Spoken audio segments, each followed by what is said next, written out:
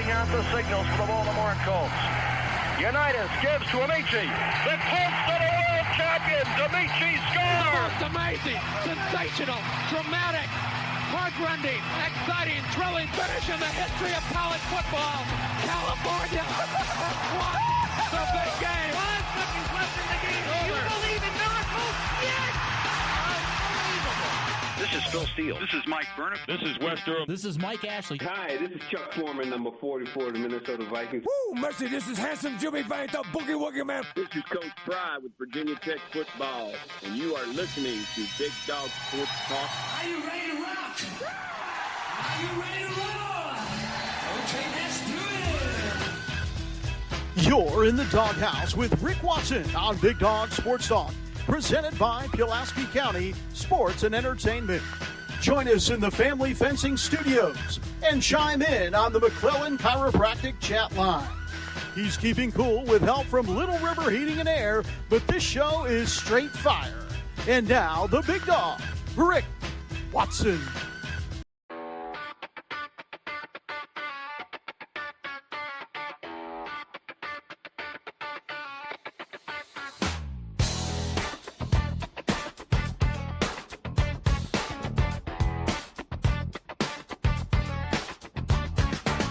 Rick Watson's got the mic, he's the big dog king. Cover sports so sharp, it's a new river thing. Virginia Tech fire, rapid pride too. Every stat, every play, he's bringing it to you. He's got that voice, deep as a valley, breaking it down, no dilly, no dally. Big dog sports talk, feel the bark, feel the bite. Rick's in the zone, every day, every night, from the Hokies to the Highlanders. He's got the spark, Big dog sports talk. Hey, good morning. So Monday here on the program. Hope you're doing okay wherever you might be. Hope you had a good weekend. Hit us up on Professional Door text line 540-391-0788. Faster than a sprint. I see you, Big Al. Like a coach. Every word's a hint. Join us in the McClellan Chiropractic chat room as well. Rick's play-by-play. Worth its weight in gold. I'm going to guess that's probably not going to happen. He'll pull you in. Big Dog's podcast. Let the games begin. Big Dog's sports talk. Feel the bark, feel the bite. Rick's in the zone every day. All right. Good stuff. Hope everybody's doing okay. Hey, Christopher, what's going on, brother? How are you, man? Good show today. Filmation. We're going to review the weekend. UVA completes a historic season with a bowl victory. The bowls are really bad. ACC lost the first 3 on Saturday. UVA salvaged the win, but just watching the games themselves and the lack of crowd and all the player opt-outs, the bowls as we know them are completely dead. And I think Todd Grantham's idea of moving the bowl games to the beginning of the season, something that's going to gain some traction. Sponsors are going to drop out. That's going to happen because there's not going to be the same amount of money to be made. And, the towns that host these bowls, count on these bowls, they're going to lose money. And this is all because directly related to the greed of everybody involved in college athletics, especially college football. But the bowls are dead. The bowls are an absolute sideshow. And on how many days you could go back in your lifetime, and when you thought you had 4 pretty cool bowl games lined up in a row like that involving ACC teams, especially when they involved, Clemson, Georgia Tech, and even locally Virginia, you'd be like, all right, man, my Saturday's set. I'm going to hang out here, maybe have some buds over, going to cook some food, drink some beverages. I barely paid attention to any of those games. I was flipping back and forth. Good morning, Prometheus. I think I saw a note, by the way. I think the ACC finished 6-6 against the SEC. I think that's what I saw over the weekend in all. So, you know what? That means the SEC finished 6-6 against the ACC. Not too shabby. Not too shabby.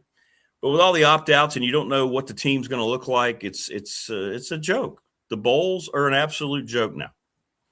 And I don't know what's going to happen. We had 41 of them again. You're going to see more and more bowls, I think, fold. And they're completely pointless. Certain teams can turn them into a rallying cry, I guess. I guess you look no further than Virginia. You know, they won their 11th game. They'd never won 11 games before. They did beat an SEC team. So you can use that to get a bump on your next recruiting haul, coming out of the portal in particular, I would think. But for the most part, and maybe the Penn State kids, you know, the Penn State kids rallied for 4 straight wins and finished with a winning record this after James Franklin was fired.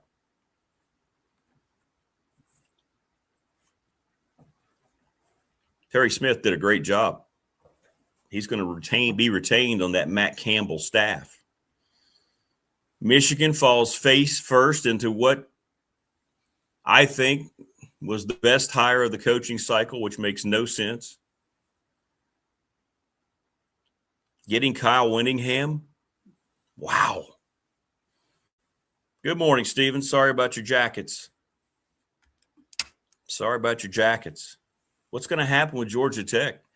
Haynes King going to be out the door? Are they going to be able to recruit?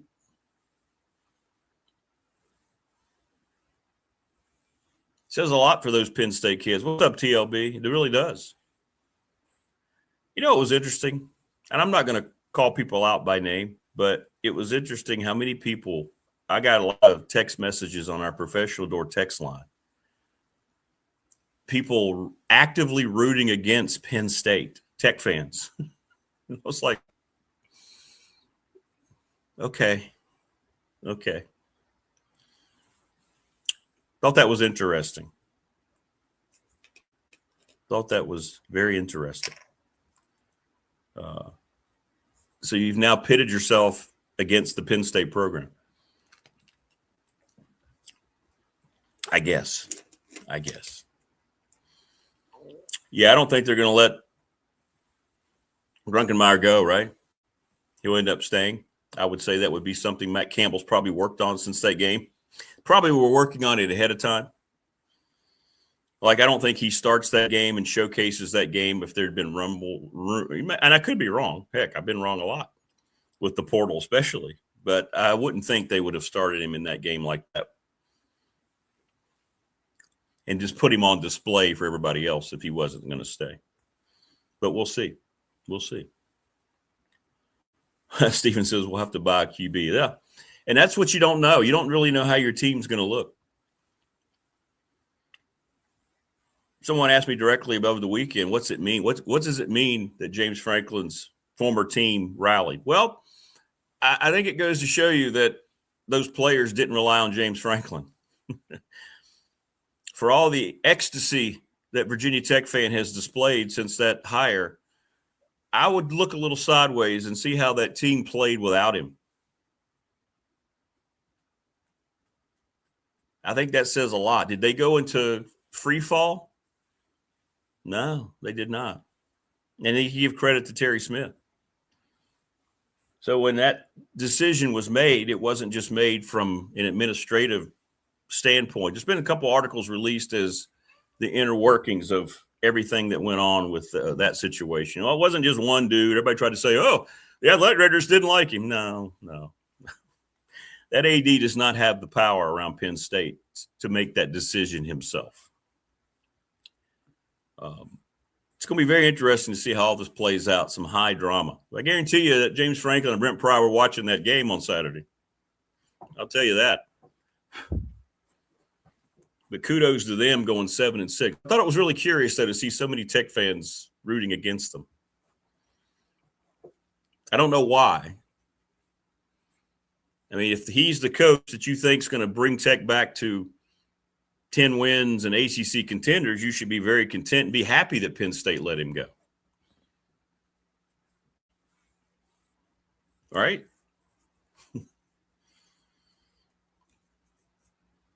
But I guess people have now made Penn State a Virginia Tech rival. They don't play one another. They never have. But anyway, I digress. Big Al says, due to the transfer portal NIL, is Phil Steele's magazine now obsolete? That's a question that we're going to, I kind of brought that up when he was on the show first week. He's going to have to really change the way he does it. I don't know how he's going to go about getting the book out as early because a lot of this stuff's going to happen after the spring.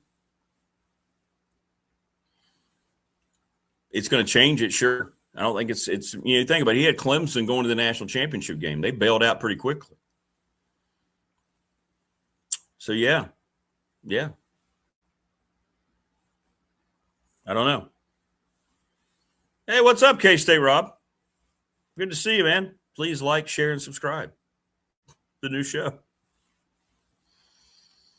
Good to see you. Hey, Opal. People in chat been asking where you been, Opal. Hope you had a great Christmas, too. It's hard to believe we're in the final 3 days of 2025.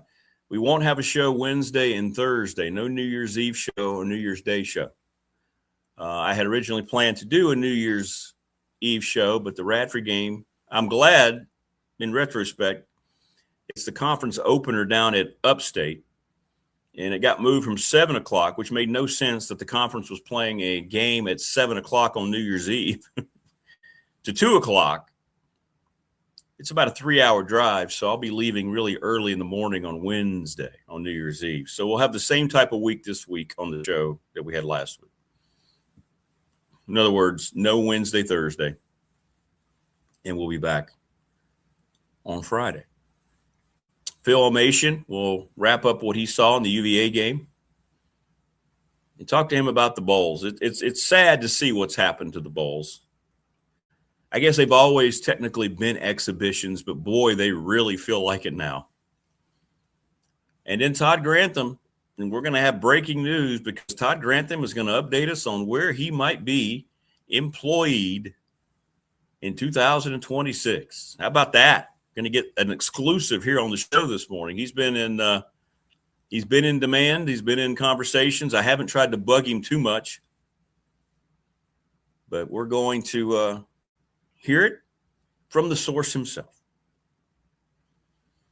It is hard to evaluate Prometheus. It's making it. And I'm trying to think, from a sports fan perspective, and this might be our attorney Ryan Pry BDST fan question of the week. What is there to actually look forward to in 2026? Now, Tech fans are going to immediately say the James Franklin era, and that makes sense, and I completely understand it. But college football as a whole, I think, is going to get even worse. The business of it, how it looks. The NFL, I was looking at stuff yesterday. Radford played Shenandoah, another D3. And then after that, I was just looking. And even if you don't believe the NFL games are predetermined, even if you don't believe the games are rigged, the conversation surrounding the games from fans, I've never seen it like this in my life.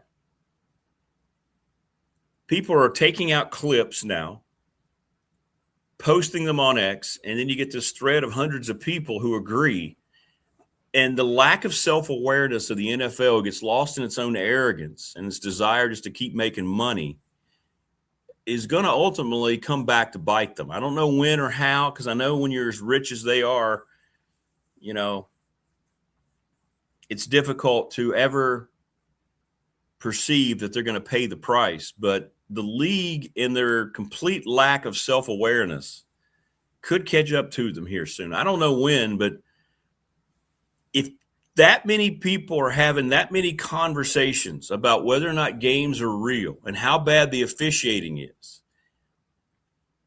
you got a problem in your league. People gave up, for the most part, the majority of people gave up on the NBA a long time ago. Now they've had a gambling scandal. Where's that gone, by the way? I mean, we had blatant proof of cheating, a federal raid of cheating in the NBA, of games being rigged. Where is that story gone? Are they so embedded? Are they that deep with the casinos? I mean, I don't know the answer. I'm just asking the question like other people. But people now can look at specific games and highlight certain aspects of it, and they can theorize this is why they think the game isn't real. And I've never seen that before. The league has a massive perception problem. It doesn't care because you look at the ratings that even it had on Christmas Day with the horrible Netflix broadcasts. But people now are just assuming that these games that they spend time and money on aren't real. And if people are having that conversation, I would think if you're the commissioner, and Roger Goodell is just insufferable, you would think somebody, the owners, someone would have a conversation, right?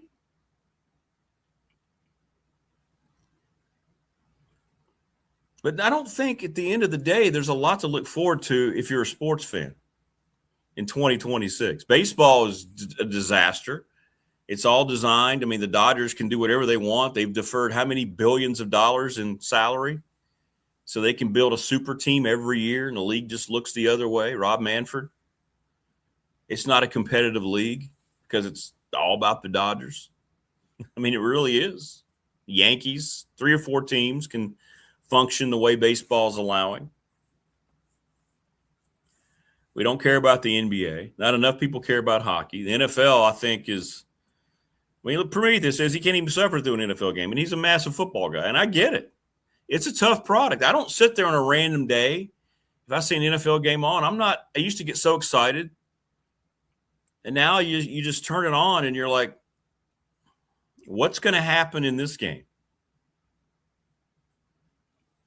What's going to happen today?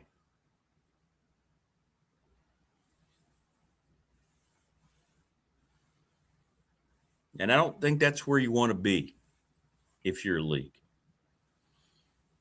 Yeah, I saw that. I don't know what Hawkins ended up getting paid, but it tells you that, they decided to go with somebody there as opposed to going out and buying somebody else out of the portal.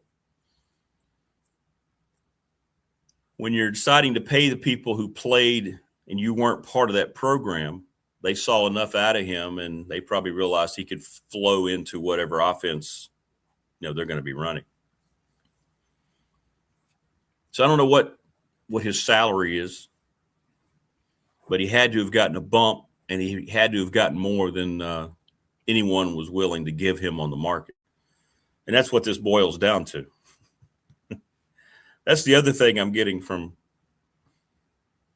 Tech fans is they try to equate everything that Tech is doing to James Franklin, and they're not looking at the financial part of what is going on. It's interesting. TLB says if owners can make more money betting against themselves, they will. Very true. That's a great point. But when you enter the snake den, you eventually get bit. That's a great point. If it's bigger dollar signs on the other end, they'll sacrifice their own team. I mean, you see company owners put their companies up against in bad situations all the time. It's going to end up more of a bottom line. I agree with that. There's some shenanigans going on, man. The NFL's not the same. And I find it hard to believe the officiating is just that bad unchecked. Because it is terrible. It's worse this year than it's ever been. And is it really just human ineptitude? And if it is human ineptitude, somebody in the league should take notice. I believe they have somebody over the officials. Isn't there a competition committee? It starts to make more sense because one of the questions I've always asked since I started doing this show, the radio part back in 2001, And here we are coming up on 25 years later. I've always asked the question, and I have never understood why everyone, including the college level, have gone out of the way to protect the officials the way they do. And we're not talking about guys who just miss calls. And I'm specifically talking about in college sports and in professional sports. I'm not talking about the high school guys who are out there busting their tails, trying to do a good job, who have full-time jobs and have to get in the car and have to drive to a game. But when they've been directly involved in results and so forth, or some kind of controversy happens, they never have to answer it. If you're at a college basketball game, and do a lot of them since I call them, and you have a call at the end of the game that ends up deciding the game, those guys sprint off the floor, never to be heard from. And then the coach has to sit there after the game and respond to it, react to it. And then so do the young people. I have less sympathy for them now since they're all making so much money. But that used to bug me before the professional part of college sports became so rampant.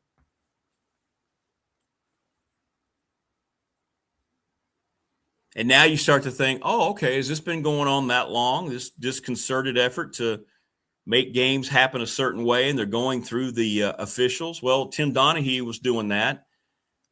Got caught back in the day. The NBA's now been caught twice. So I don't know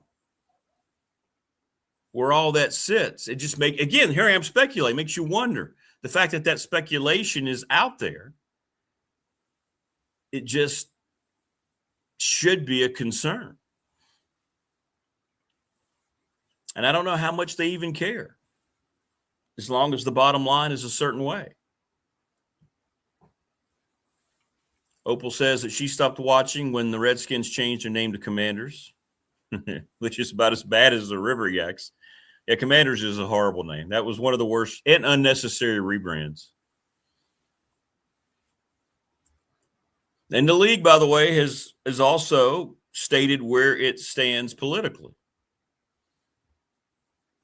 When you put somebody like, what's his name again? Bad Bunny. And I don't know anything about any of his music, but I do know that he has comments where he has said, if anybody doesn't think like him politically, that they could die or something like that. Here we are again, back to that conversation. And yet the NFL, when it got this big blowback, said, no, we're going to stay with it. You can't force us to change. We're dedicated.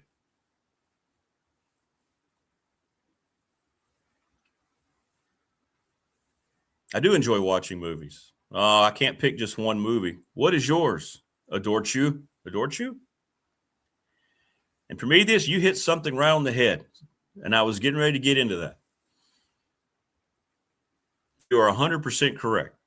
Everyone says, well, so many people would have to be involved.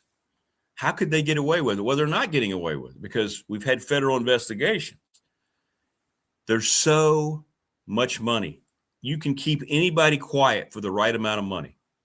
If you knew a deep, dark secret about your boss at work and they came up to you and they said, hey, here is $1 million. Just don't say anything. Go under your desk and look at that envelope. Right? They would buy your silence. Hey, look at that. Adore says Rocky Balboa movies. Hey, there you go. Some of mine too. She likes Rocky 3. I have a feline that I adopted named Balboa Creed. Adore Chew. He's kind of become a celebrity. He's in here, by the way, raising hell, so I may have to let him out. Yeah. Have to let him out. Go Browns. Wade says. But if there's that much money involved, yeah, Creed's off IR, man. He is he's very active. As a matter of fact, he's rolling around down here in the floor playing with a Nerf ball right now. He's torn the thing all to hell. Oh, yeah, he's almost fully healed. I'll get you an update here. Whenever he jumps up here sometime, I'll let you see. Surgery was very successful. Thanks, Dad. Thanks for the knowledge.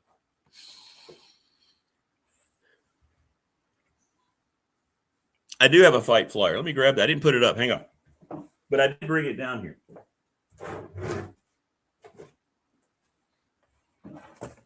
Here you go. Here you go, Adore. Look, this is what Wayne got me. It's going to go up. Can y'all see that? See this super fight flyer? Isn't that cool? Wayne, that's just awesome.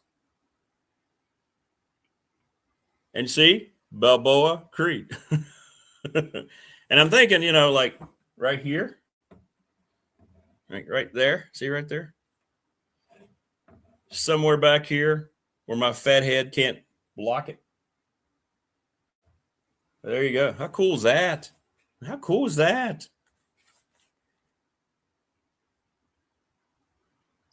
Very well done. I think of all the things I got over top of the plate. You mean the AFC West champion Denver Bronco plate? That plate? The AFC West champion? No. But there you go. That's pretty cool.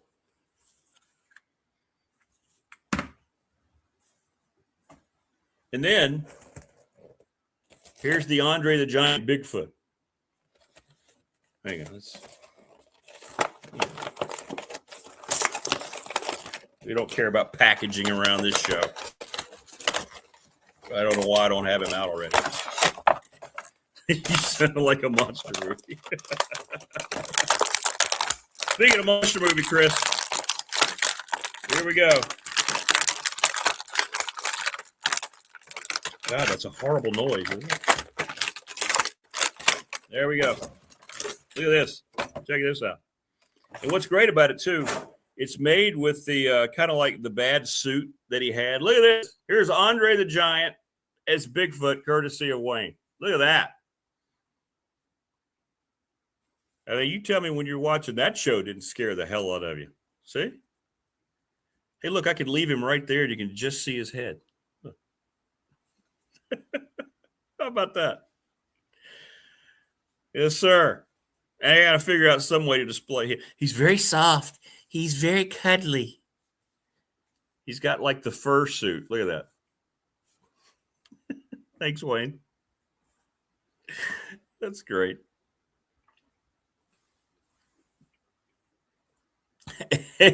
Unboxing on BDST. Yeah, we did. We just unboxed Bigfoot. I mean, that's a major story here. We unboxed Bigfoot. How cool is that? So anyway, Phil Elmassian and then Todd Grantham's going to update us on his future. We have an exclusive for you today. And I don't know. I told him not to tell me.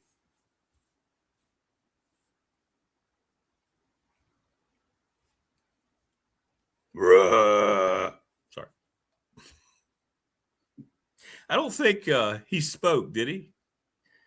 Pretty sure he did speak. Maybe he did. Did he speak in those $6 Million Man episodes, or did he just growl?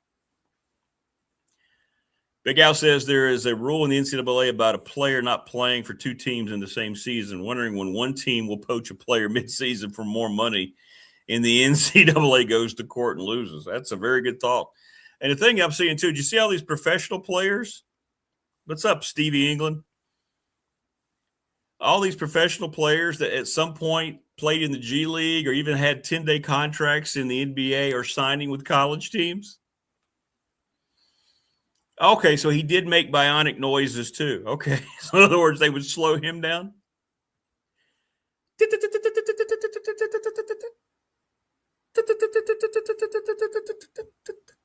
Oh, and look at this on cue. Come here, buddy. Come here. Balboa, come here. Here we go, folks. You asked for it. I think you're going to get it. Come here, bud. There we go. Here, come over here. People want to get an update on your wound. Can you get over here?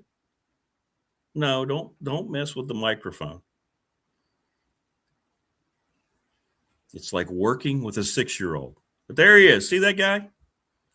He's fired up this morning. He's everywhere. Oh, he just did something wrong. What did he do?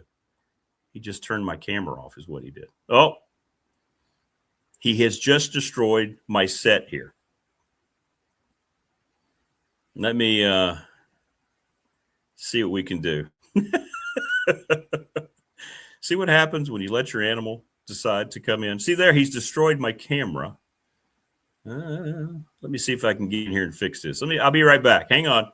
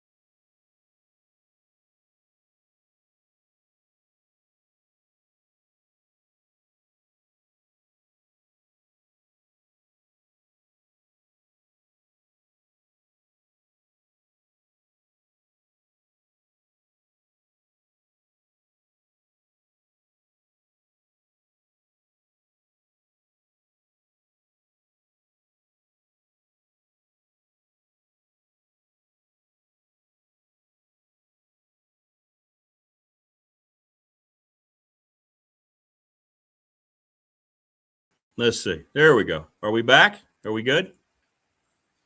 Did we make it back? I think we're back now. And actually, that wasn't really his fault. Okay, I think we're back. Welcome. How are you? Good to see you. Good to see you. Yeah, that was very interesting. So I thought that was Creed's fault. And then I looked down and the camera stopped functioning. It wasn't really Creed's fault. So I had to take the camera down and there's a little switch on the back. So anyway, we're good. Yeah, please start singing Eye of the Tiger. Hey, but you know what? See, here's the difference between doing this show on YouTube. That was a technical issue that took what? Less than 5 minutes? When I was at the radio station, I would get like texts or calls. The tower's down. Yeah, the computers are not working. You're off the air. Oh, How long? Couple minutes? No, we don't know. And then you just have to leave. So there you go. Engineer, host, lounge singer, Rick Watson. So that's not bad.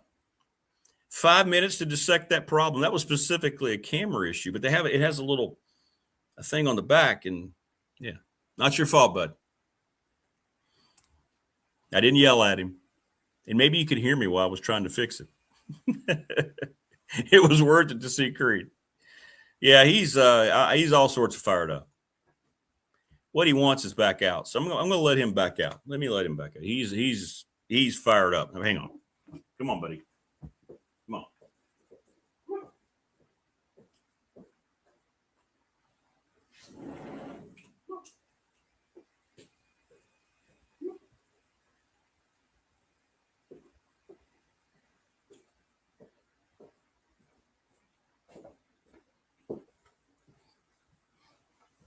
Antsy this morning. He can't wait for 2025 to be over with. Robert says the Raiders need to address the O-line. The Raiders need to address their entire program. And now they're being accused of throwing games trying to get the number one pick. Did you see that?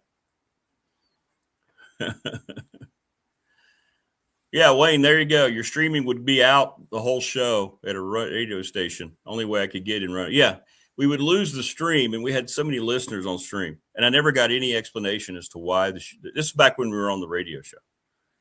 I never got any explanation as to why things ended up being a certain way.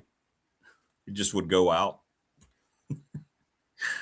You'd be in the middle of an interview, and I would hear, oh, by the way, you're no longer on the air. I'd get text. It was all you, by the way. It was all the listeners on our old text line. Hey, I can't hear you anymore. Oh, I can't imagine Creed on catnip. Yeah, we don't want that.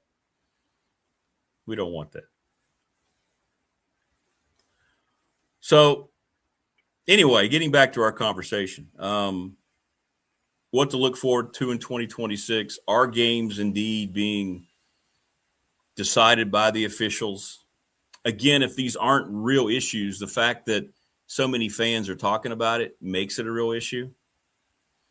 All right, hang on. So I left the door open and he just went out. This will be the last time, I promise.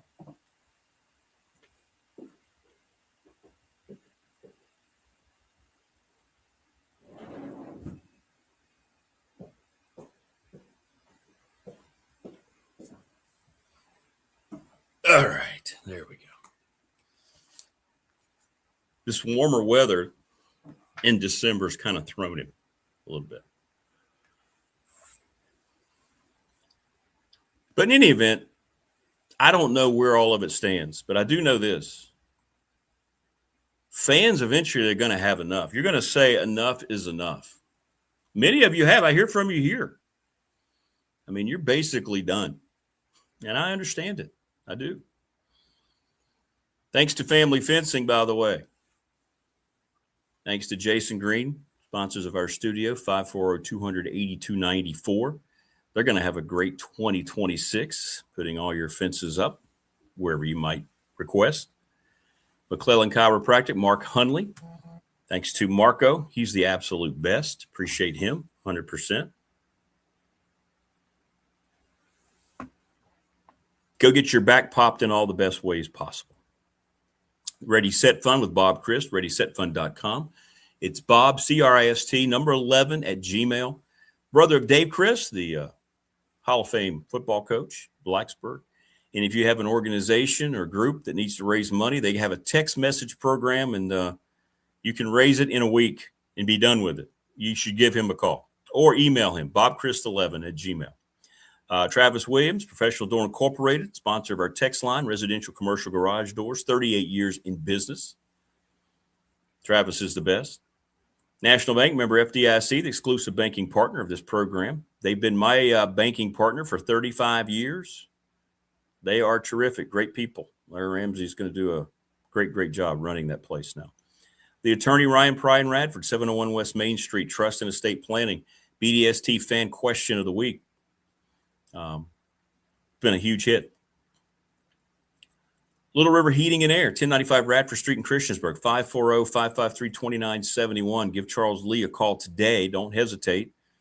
because he's the best, as are the folks that present this program daily, Pulaski County Sports and Entertainment. Saw Jonathan Sweet yesterday at the Radford game. Dude is just – he was still fired up. He needs a little more time in the gym, though. I say that facetiously. Jonathan is – good Lord. Looks great. He's great. Looks great. So a lot of our sponsors yesterday. Louise was at the game. Louise Baker.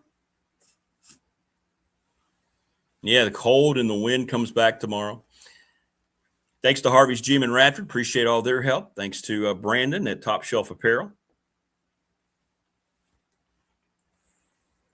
Montgomery County Chamber of Commerce, Lawson's Mobile Home Supply since 1997. Give James Lawson a call, 540-381-8011. The NRV Super Bowl's been around for 25 years, 382-5525. Call Amanda or Terry and check out their new digs. Got a lot going on, man. A lot going on here on the show. If you'd like to sponsor the show in 2026, hit me up. We need a restaurant sponsor. We need other stuff. We're going to have an NCAA March Madness. It'll be huge. We have some great prizes, so if you want to be part of that, let me know. What's up, Morris? Joseph. From the NRV, I hope you're all feeling fine. From Palm Coast, we are sick as dogs. Oh, I'm so sorry, Morris. Yeah, I noticed you didn't have the umph in your usual intro. I hope you start feeling better, man.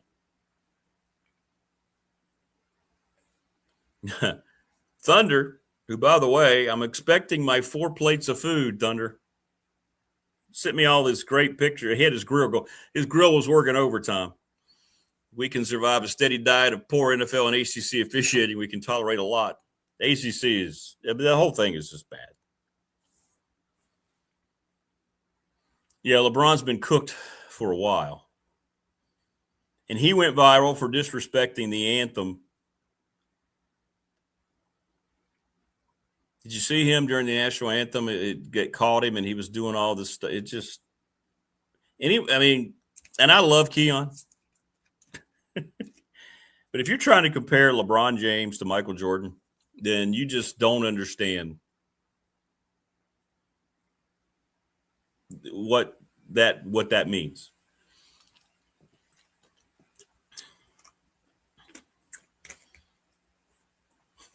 It just – I don't know how else to say it. When are the fans and sponsors going to get fed up? I think it's going to happen, especially on TV. I mean, for instance, you think about it. The NFL put a game on, was it Peacock? Was that the Packers-Ravens game? Who could watch it? Are you going to run out and buy a 7-day free subscription to watch that game? What good does that serve if you're the NFL? And sponsors who buy into the NFL are like, wait a minute, I'm not going to get my money's worth. Where's all the eyes? It's like when ESPN pulled their crap off of YouTube. Eventually they heard from us, just like we told you was going to happen. All right? Just like we told you. Once sponsors started threatening them with their contracts, they immediately said, okay, let's go get a deal done. You can't take that many eyes off your product and still think you're going to have that money that's just going to freely come in. It's a lack of recognition. Hey, Rodney, good morning, brother. How are you? Morris, the community here on BDST are running to your aid with well wishes.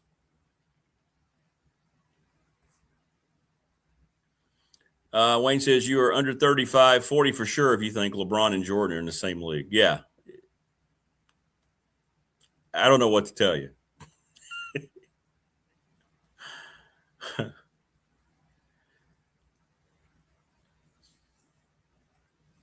No, don't worry about it. As my mom would say, you can't kill him. Well, we do want you better, Morris. We don't like you not feeling well. Yeah, anything but Stanford and Cal. That's not getting enough criticism. How just ridiculously idiotic it was for the ACC to be that desperate during the last reshuffling of conference membership to throw in Stanford and Cal and then try to sell that as a good idea.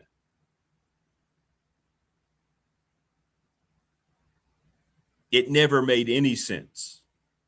Today, as we sit here on this Monday, December the 29th, does it make any sense that Stanford and Cal are part of the ACC? Because you only make that move from a football perspective, and nobody out there gives a rat's ass about football at Cal or at Stanford.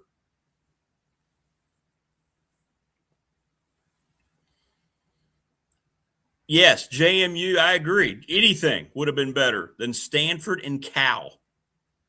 They haven't fit in any way, shape, or form. Good morning, Jason. What's up, brother? Yes, the NFL streaming product is terrible. The games on Netflix were a joke. The games on Peacock are a joke. I mean, somebody listed, if you wanted to watch the NFL games this past weekend, Christmas included, you had to have 6 different streaming services. This is not what streaming was supposed to be. We kept being sold that streaming is going to make it one-stop shopping. It's what ESPN tried to stick down everybody's throats when they pulled their stuff off of YouTube TV, and that backfired like we told you it was going to. Remember, they were immediately going, well, hey, if you're missing the games, go buy our bundles. Go buy our bundles, man. You can get it all right here for just $69.99, or maybe it was more than that.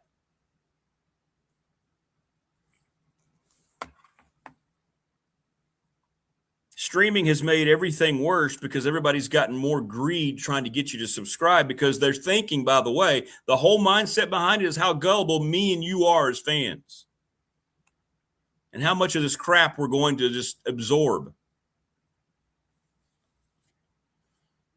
So they keep creating all these, oh, you can't watch it. It's exclusive here.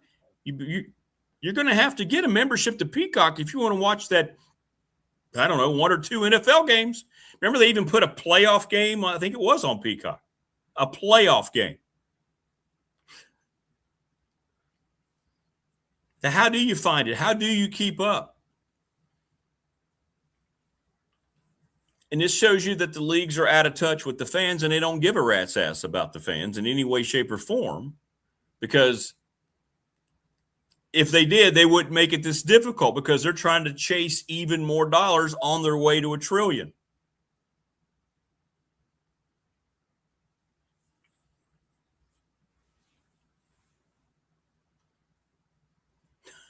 Come on, Rick. Cal and Stanford raise the academic profile of the ACC. Isn't that what we really care about?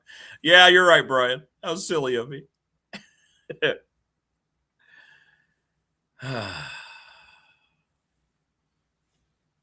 Yeah, the HD quality on Netflix was a little better, yeah, but everything was so bad. The production, the broadcasting. And by the way, Rich Eisen should never get behind a microphone again as a play-by-play guy. What in the hell is the NFL Network doing? Rich Eisen is terrible.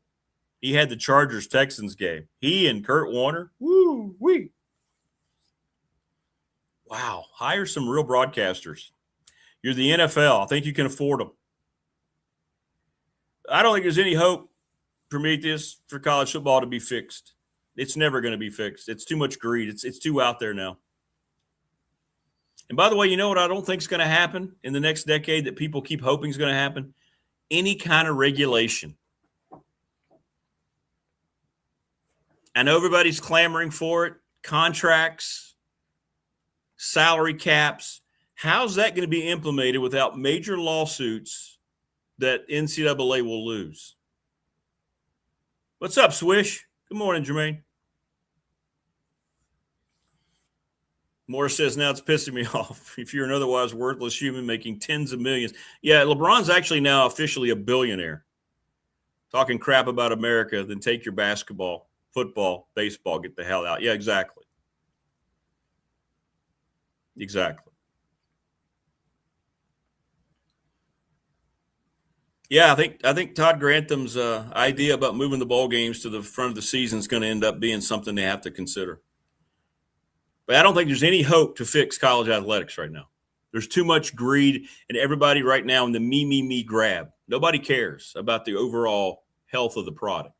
Like right now, ESPN and Greg Sankey are working on making this a 16-team tournament next year and already trying to secure how that's going to look financially for the next big expansion before 2030.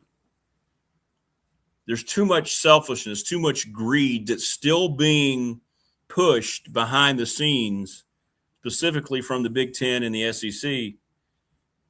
I don't see any hope that it's going to be fixed. They're going to continue to roll out these bowl games that nobody cares about. And they are horrible. They're not even worth sitting down and watching. Even if you like, and the thing about it, used to be like, well, it's a football game. Like when the teams were true to themselves and they still had their allotment of players that they went through the season with before all the opt-outs, before the portal. I mean, you could at least go, okay, well, I don't know much about this team, but they had a pretty good year in the MAC or the Sun Belt or wherever. It's football. Now you go, well, I don't want to watch this. They just said that one team has 19 opt-outs. Oh, look, that other team has to start 12 true freshmen because other guys left and went in the portal. So that's not even wanting to watch the games anymore. I don't want to watch the games anymore. They don't intrigue me at all. They're not worth my time to sit down and watch. I mean, I'd rather be outside. I'd rather be doing something else. Yeah, the NCAA, maybe this can't even fix their whole calendar, much less try to fix the sport as a whole. That's a great point. The way it all looks is ridiculous. None of it makes sense. Yes, and representatives and agents stealing money from the NIL. And all these guys getting bad advice. Bowl games used to be something. It didn't matter what they were. If you went to a bowl game, as Tech, there you go, Morris, that's how they started to build the Poland Weed Eater Bowl. Yes. I remember that. And Tech, we took a lot of pride in that. Hey, look, Frank Beamer's got him in a bowl game, right? It meant a hell of a lot. Not anymore.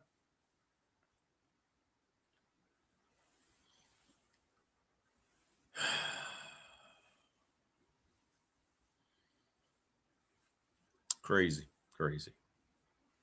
Absolutely crazy. But it's hard to gather anything out of these bowl games. It must be murder for people trying to bet and make money in Vegas on these bowl games. Because now you have to look at, okay, how many guys aren't playing? How many starters aren't out there? Okay, how many guys have gone into the portal? And how's that going to affect things? I mean, now, when you see the shots of the coaches, they seem more relaxed because they realize they're playing a bunch of freshmen and first-time guys. Bottom line is, if you don't make the playoff, these bowl games don't matter at all. And they matter even less to the players than they ever have before. And if the players don't care, then why should fans continue to spend money to follow those teams to their bowl destinations?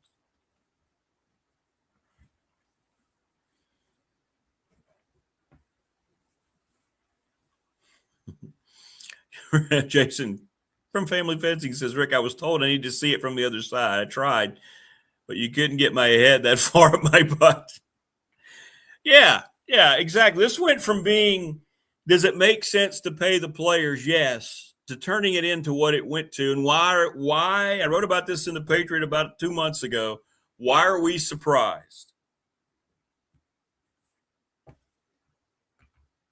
You open that door to a bunch of irresponsible, greedy people, and now this is what's happened.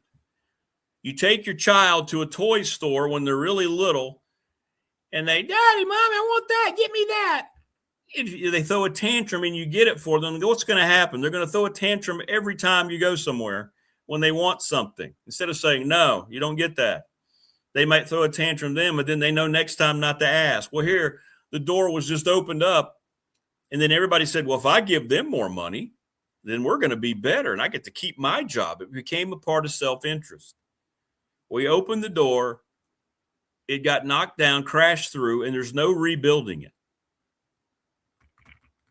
Look how empty these stadiums are. Except the fact that whatever team you pull for, if you're going to spend your money to support, and that's what I'm going to start to wonder. I've asked this question to you. If you're a big donor of these programs, how much are you still going to do that? when you have kids that are there 1 year, right? 1 year, let's move on and see what kind of deal I can get next year. Coaches who have never had any loyalty for anything but their own bank accounts. But everybody looked the other way for how long when it was the coaches jumping from job to job. Remember when the players used to not be able to go anywhere? They'd get punished if they wanted to leave when the coaches left. Did that ever make any sense either? No. But the coaches could hop around to these other jobs. And now the players are doing it, but it affects the game more when players are doing it, jumping addresses, than it did when coaches left. Because you could replace a coach and his staff, but you can't replace 30 or 40 players without it leaving some kind of indelible mark on your program.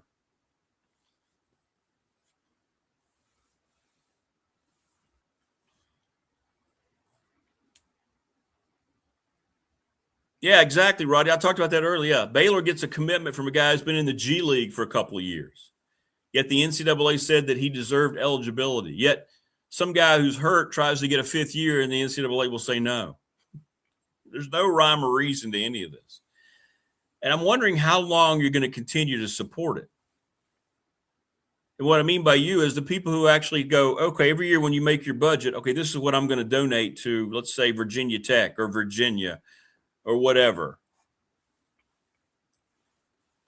When does it become something that you go, you know what, maybe my going to games and buying tickets maybe and paying for my parking, and then paying $22 for a beer, maybe that's enough of an investment.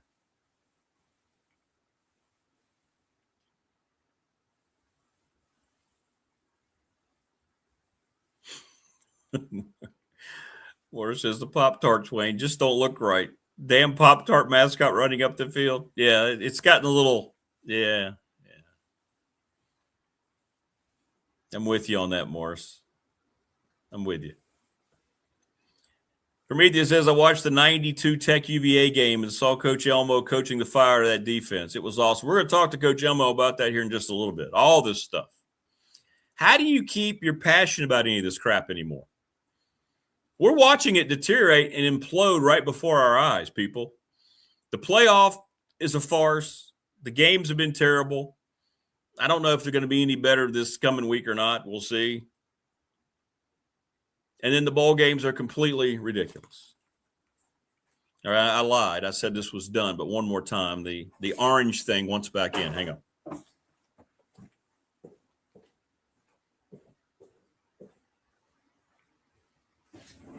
You're killing me, Smalls. You're killing me.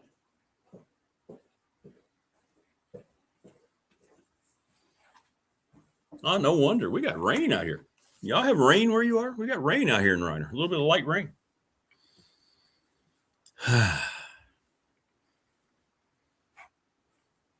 Again, it's just how much more are you willing to tolerate? I don't know the answer to the question. It's up to you. It's your personal decision. If that's what you want to do, that's no wrong answer.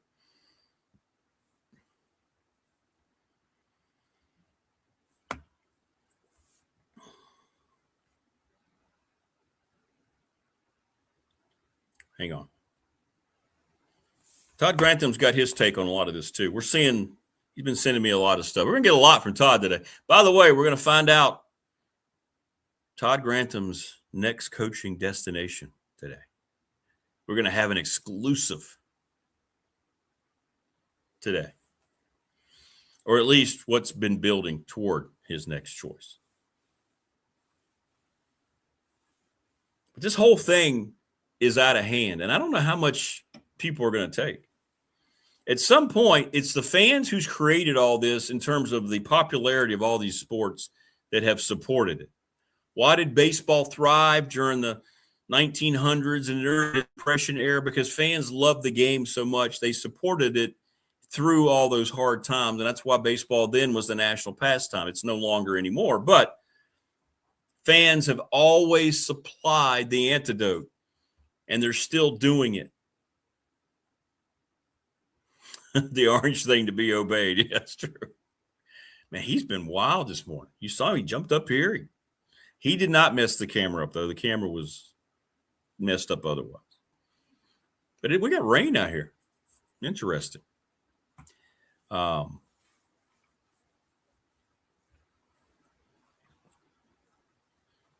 here you go.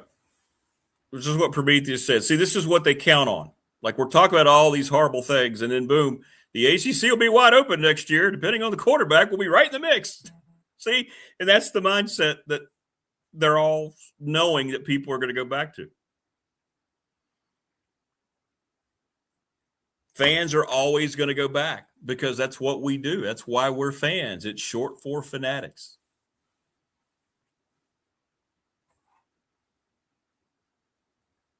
And that's why they act in the manner that they do, because they know that we have always come back. I kept hearing in 1994 when baseball, right after that classic All-Star game, when Tony Gwynn scored the winning run, one of the best seasons in baseball history. What did they do the next day? They went on strike, and we didn't have a World Series. I was told that baseball would never come back, and then comes the steroid era. Here comes McGuire and Sosa, and everybody just turned a blind eye to all that. Here come the fans filling up ballparks. Television ratings could not have been higher. They were the highest ever at that time in baseball history, watching the next at-bat, McGuire and Sosa, and then Barry Bonds. Because they know we always go back. And we're sitting here talking about all these obvious problems with the game, and yet everybody's like, hey, we might win this thing next year. And see, that's the mindset that they know is out there. I have it. You have it. We all have it.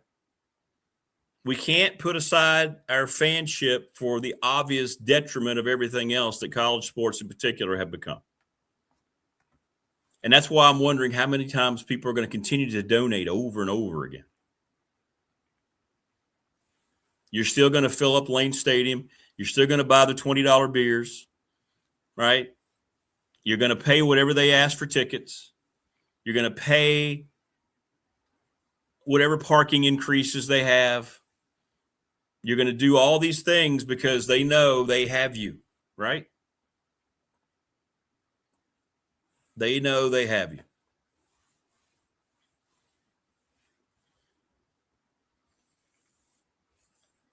Yeah, I don't know why we play all-star games anymore of any kind, to be honest with you. Obviously, the NHL and the NBA all-star games, and the NFL too, just ridiculous. They went to flag football in the NFL. If that's not a proper analogy for what's happened to that league, I don't know what is. They went to flag football because they didn't want anybody to get hurt because the players' union won and complained. How about that? Flag football.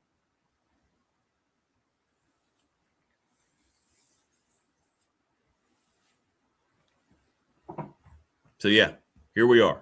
The business of college sports is not going away. Joseph says, tuition I pay for my daughter's my donation. There you go. And you're doing that for your daughter. Correct. 100%.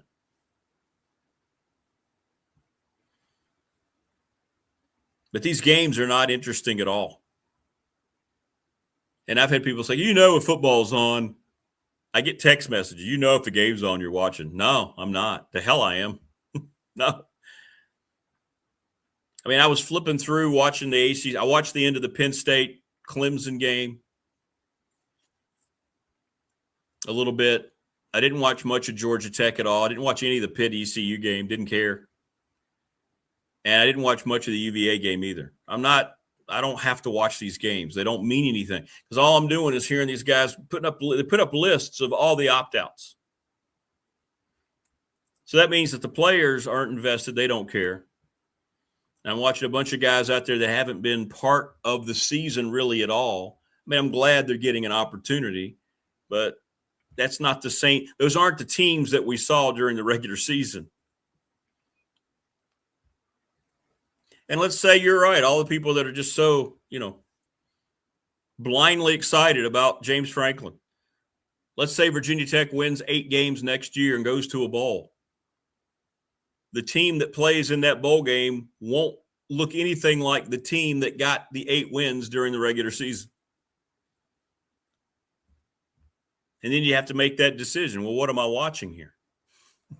And then you're watching guys that if they perform well in that bowl game will go ahead and enter the portal. It's just insanity. And you watch, though. Here we come up. We're coming up Friday, January 2nd. The portal's wide open again. You're going to start seeing announcements across the country.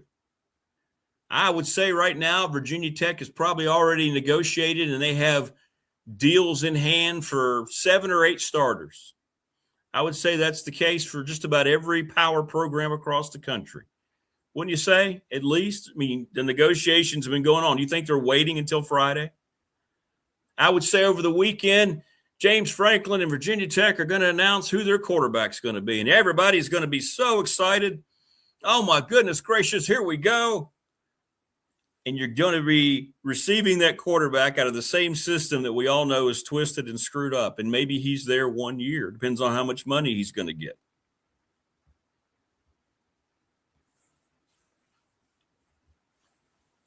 And you're going to go right back into it. Whichever quarterback it is, all we're going to have are the discussions about how now that's going to put Virginia Tech back in contention. And that's what I'm saying. There's nothing wrong with that. But you see, this is what I'm trying to point out. Our mindset as fans feeds this whole thing that they're doing, and that's why they're not going to stop doing it.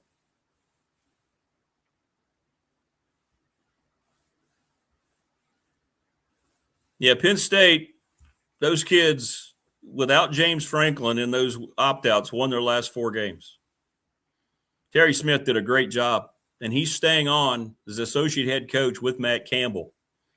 You better watch out for the Nittany Lions. And then Michigan. The chaos, the utter incompetence of everybody around that university ends up with, in my opinion, by far the best coaching hire of this cycle. How in the world? Well, I know why. We don't have to worry about how.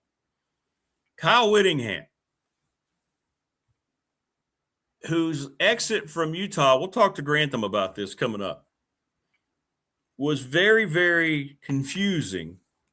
He never really said he retired, and there were some scuttlebutt that some younger people in the department that had power wanted a different vibe. But you know why Penn State and you know why Michigan never had the same panic involved that everybody was associating it with? Oh, my God, Penn State. All I kept hearing from everybody was Penn State. Look, they fired James Franklin. They didn't have a plan. How in the world are they going to get a coach? Michigan. Who in the world are they going to get? There's a reason they're called blue bloods. They are desirable places to be. Penn State and Michigan are blue blood college football programs. And they arguably had the best 2 hires of this cycle. Even after they were ripped apart by the media who couldn't wait to just jump on. Even after the ineptitude Michigan showed from the top down about what was going on with Sharon Moore. And what happens? They get a guy who won over 170 games at Utah. And made them a perennial force in whatever league they were in, the Pac-12 and now the Big 12. Led them into the Big 12. And now he gets to go to Michigan with some of the biggest resources in all of college sports. It's going to be very, very interesting. True, Paul, you're right. But at the same time, they've got a lot more resources than most other places because they're part of the Big Ten. Just like the SEC schools have more resources to deal with all this crap. It's why the SEC and the Big Ten are working so feverishly hand in hand, joined at the hip, because they know that their money isn't like anybody else's money.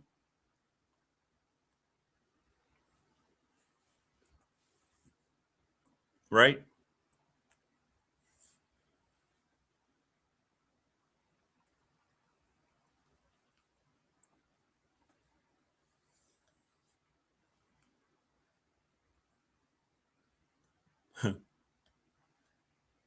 Well, all I know is this about Matt Campbell. If you look at the history of Iowa State's football program before he got there and then what he was able to do there, it's pretty impressive. And now he gets to go to a place with unlimited resources. That's why he took his shot now. K-State Rob says he's happy he got Colin Klein. Yeah, Kansas State's a great example of hiring the right guy twice. Kansas State. Kansas State.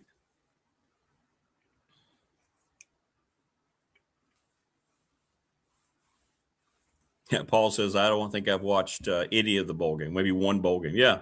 I mean, people try to tell me what I'm watching. That's what's funny. Well, you know you're watching. No, I'm really not. I just leave the TV off.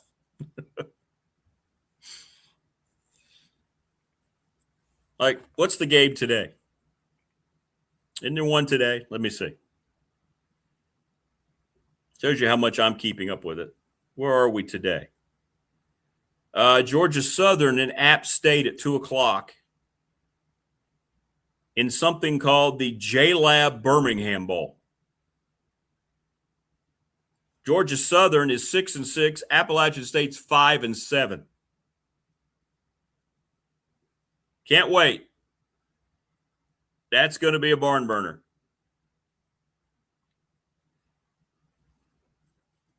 And then tomorrow, you get Coastal and Louisiana Tech.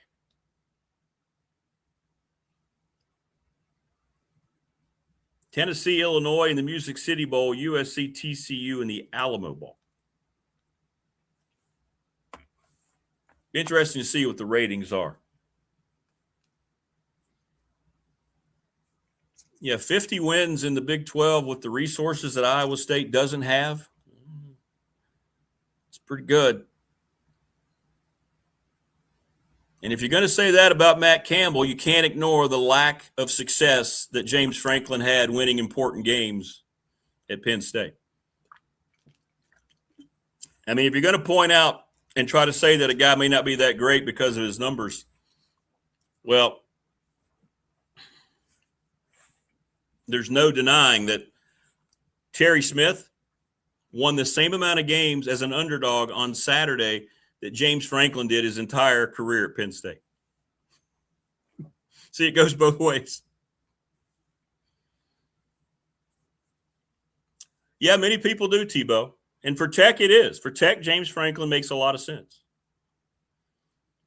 It does. For Tech, James Franklin makes a lot of sense because Whit Babcock put him in a situation after the Brent Pry hire that they had to have a name.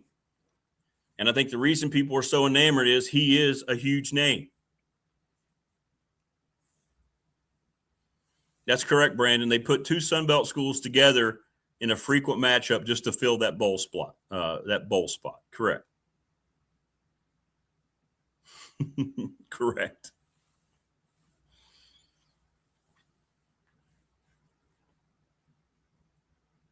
But in any event, we'll see how it all shakes out and who deals with their new environment the most and what's going on with the coaching carousels. We'll know in a year from now, right, how these hires worked out or how they didn't work out, which ones was on the money and which ones were not.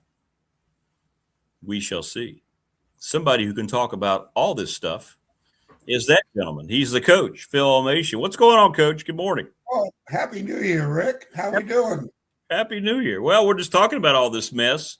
You just sit back now? I know you still enjoy breaking down the film and looking at teams, but are you kind of glad that you don't have to deal with all this other stuff that we see? When I see a list of 20 opt-outs before a game even starts from each side and how the rosters have changed, I mean, my goodness, how do coaches even get their teams prepared to play these games? Well, glad is an understatement. I'm ecstatic. The people I still talk to that are still in coaching, they're making I don't know if I've ever made the total amount of money that some of these coaches are making in a year. Literally, swear to God.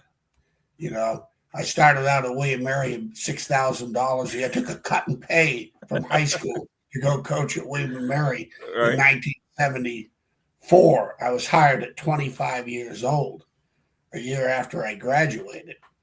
But at the end of my career, I was still on $50,000 a year jobs towards the end. Most I ever made was $150, and that was the worst mistake I made going to Nebraska. But I did it for the money, and which was the first time I ever made the decision that I did it for the money. I had a Purdue job with Joe Tiller making $90,000, and there were no contracts, but Joe was as long as Joe was there, you were fine. I get offered at Nebraska with probably $60,000 raise and a 2-year rollover contract. So I went to Coach Tiller. I'd only been there a year. We had a great football team. It was a great place to coach. Loved the school. You know, I kept telling them no. And I kept anteing up. They started the initial at 125. I said, "Nah, I'm not doing this." And I said, "Okay, I'll give you a figure." And I don't know. I said $150, $160. I can't remember the exact figure, but it was. And I said, "And I want a 2-year rollover." And I told at the time my wife, I said, "Well, this is not going to happen. Don't worry about it." They called back. They said, "No problems. We got it." So I was like, "Oh my God." So I went to Joe Tiller and I said, "Joe, I got to take this job." He goes, "You didn't ask enough. That was your problem. You should have asked for 175. Mm-hmm. But to answer your question, every coach that I still talk to today, they're making a lot of money, more than we've ever made, and they are miserable. Yeah, miserable. Because everybody's in it for the money. It's all. This is what college fans of years said. That's why they separated their fanship. Because hey, college sports, at least it wasn't like the NFL, and now it's exactly like the NFL. It's the NFL's got rules. The NFL, believe Very it or not, true. Remember, Rick, years ago, the NFL was a dirty word because in college football, the integrity of college football, and the NFL was a dirty word. Oh, you're going to coach in the NFL, and just a bunch of money making people.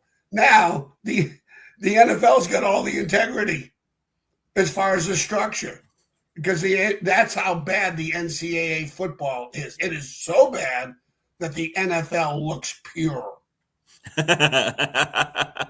And you and I know that is not true.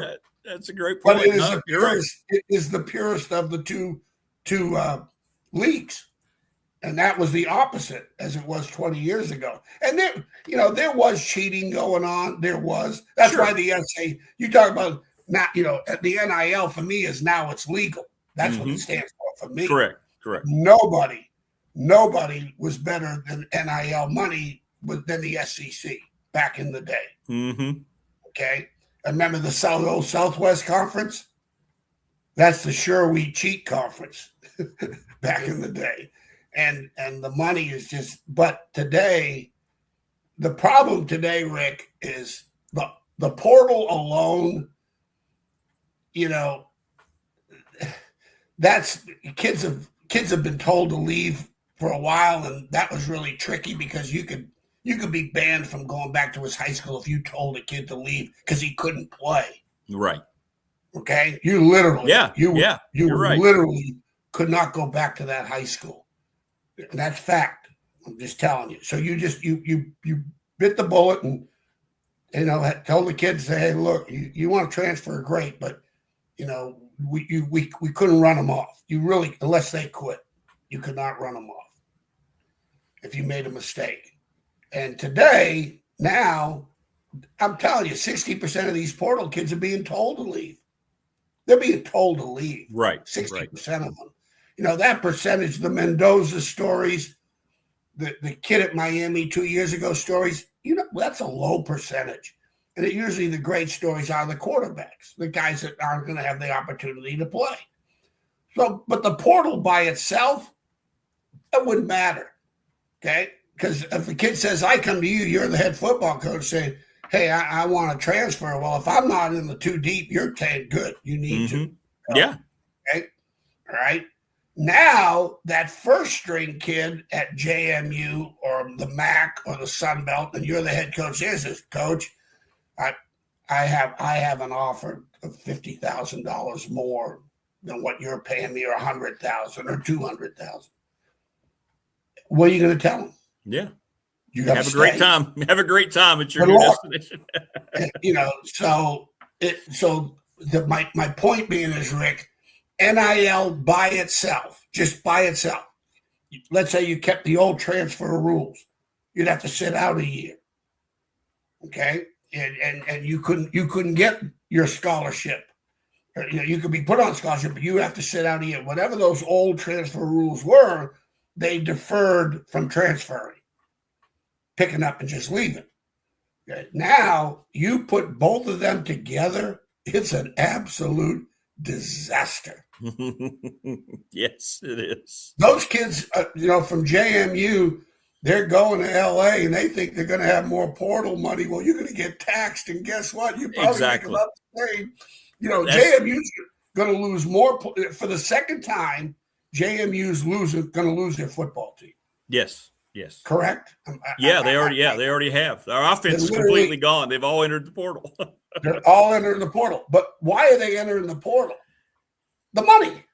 Correct. Not the UCLA money. Right. Not because, listen, back in the day, there were kids that were in what now is called the group of five, and they wanted to play in the SEC, and they just weren't, they were overlooked. And they said, I'm gonna transfer and I'll sit out a year, but I'm gonna do that and even sometimes not even give up a scholarship or go back to a junior college because I want to reach my goals. Those were great stories. But today, it's the money, Rick. They're leaving for the money. They're not leaving to go to, I'm a JMU and I want to go out to California and play. No. I want to go to UCLA because I got a chance to go to the Rose Bowl or win a national championship at UCLA? No. What's the percentage? Coach, what would be the percentage in your mind a kid makes a decision between the influence of money and the influence of coach? 80%. 80% money? Yeah, that's I think that's 100% correct. Because that's agents, moms, and dads. The money. You can ask Todd this. Please ask Todd this. The exit meetings with players, and this is why Nick Saban got out, from what I've heard him say, is what we call exit meetings at the end of the year. You're meeting with every kid, position coach, head coach, how you academically, where are you? That's the first conversation you had with the kids. I had. My first conversation was academics. I would make your life miserable. And I told them, if you had any indifference toward academics while you're here at any place I've ever coached, and you can call any player you call Billy Myers, and he'll tell you. You call J.C. Price, and he will tell you. Because I told J.C., you are not playing for me with the GPA you have. You're not. And none of that matters anymore. and if it was the portal today, I would say, hey, you get your butt in the portal right now. Because I don't need you to help beat Temple and JMU. Okay? Right. The only two games they won. But no, it's about the money. And this is what the NCAA has really, here's the thing, Rick. What was the number one negativity towards coaches that you hear by pundits and media people was the word control. Mm-hmm. Coaches, Nick Saban's controlling. He's very controlling. Am I right? Yeah, 100%. Any coach worth a damn that's winning is, he's a control freak. Well, I don't confuse the control with called accountability. I never confuse the two.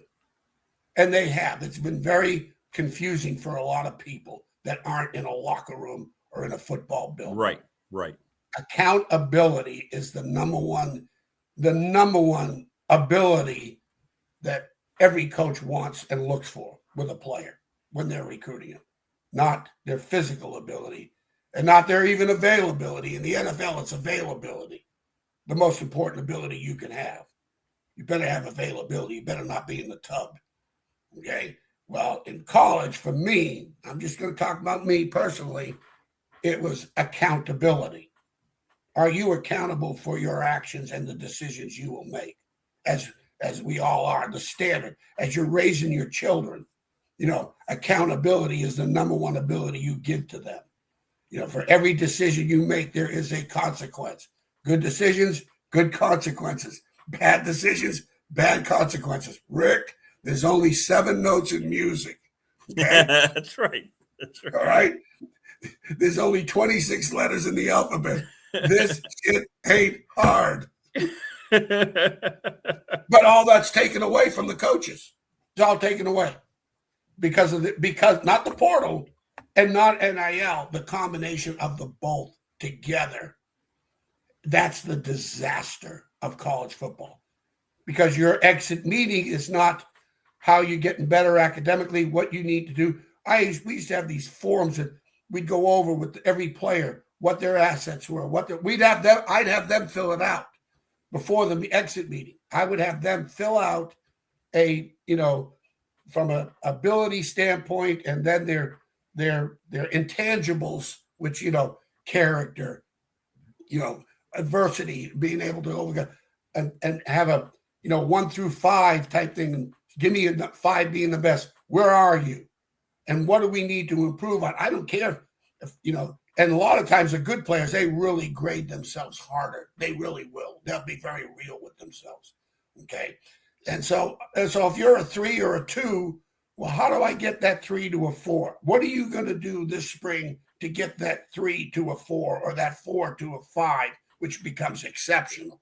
Whatever you're dealing with in terms of your development on and off the football field.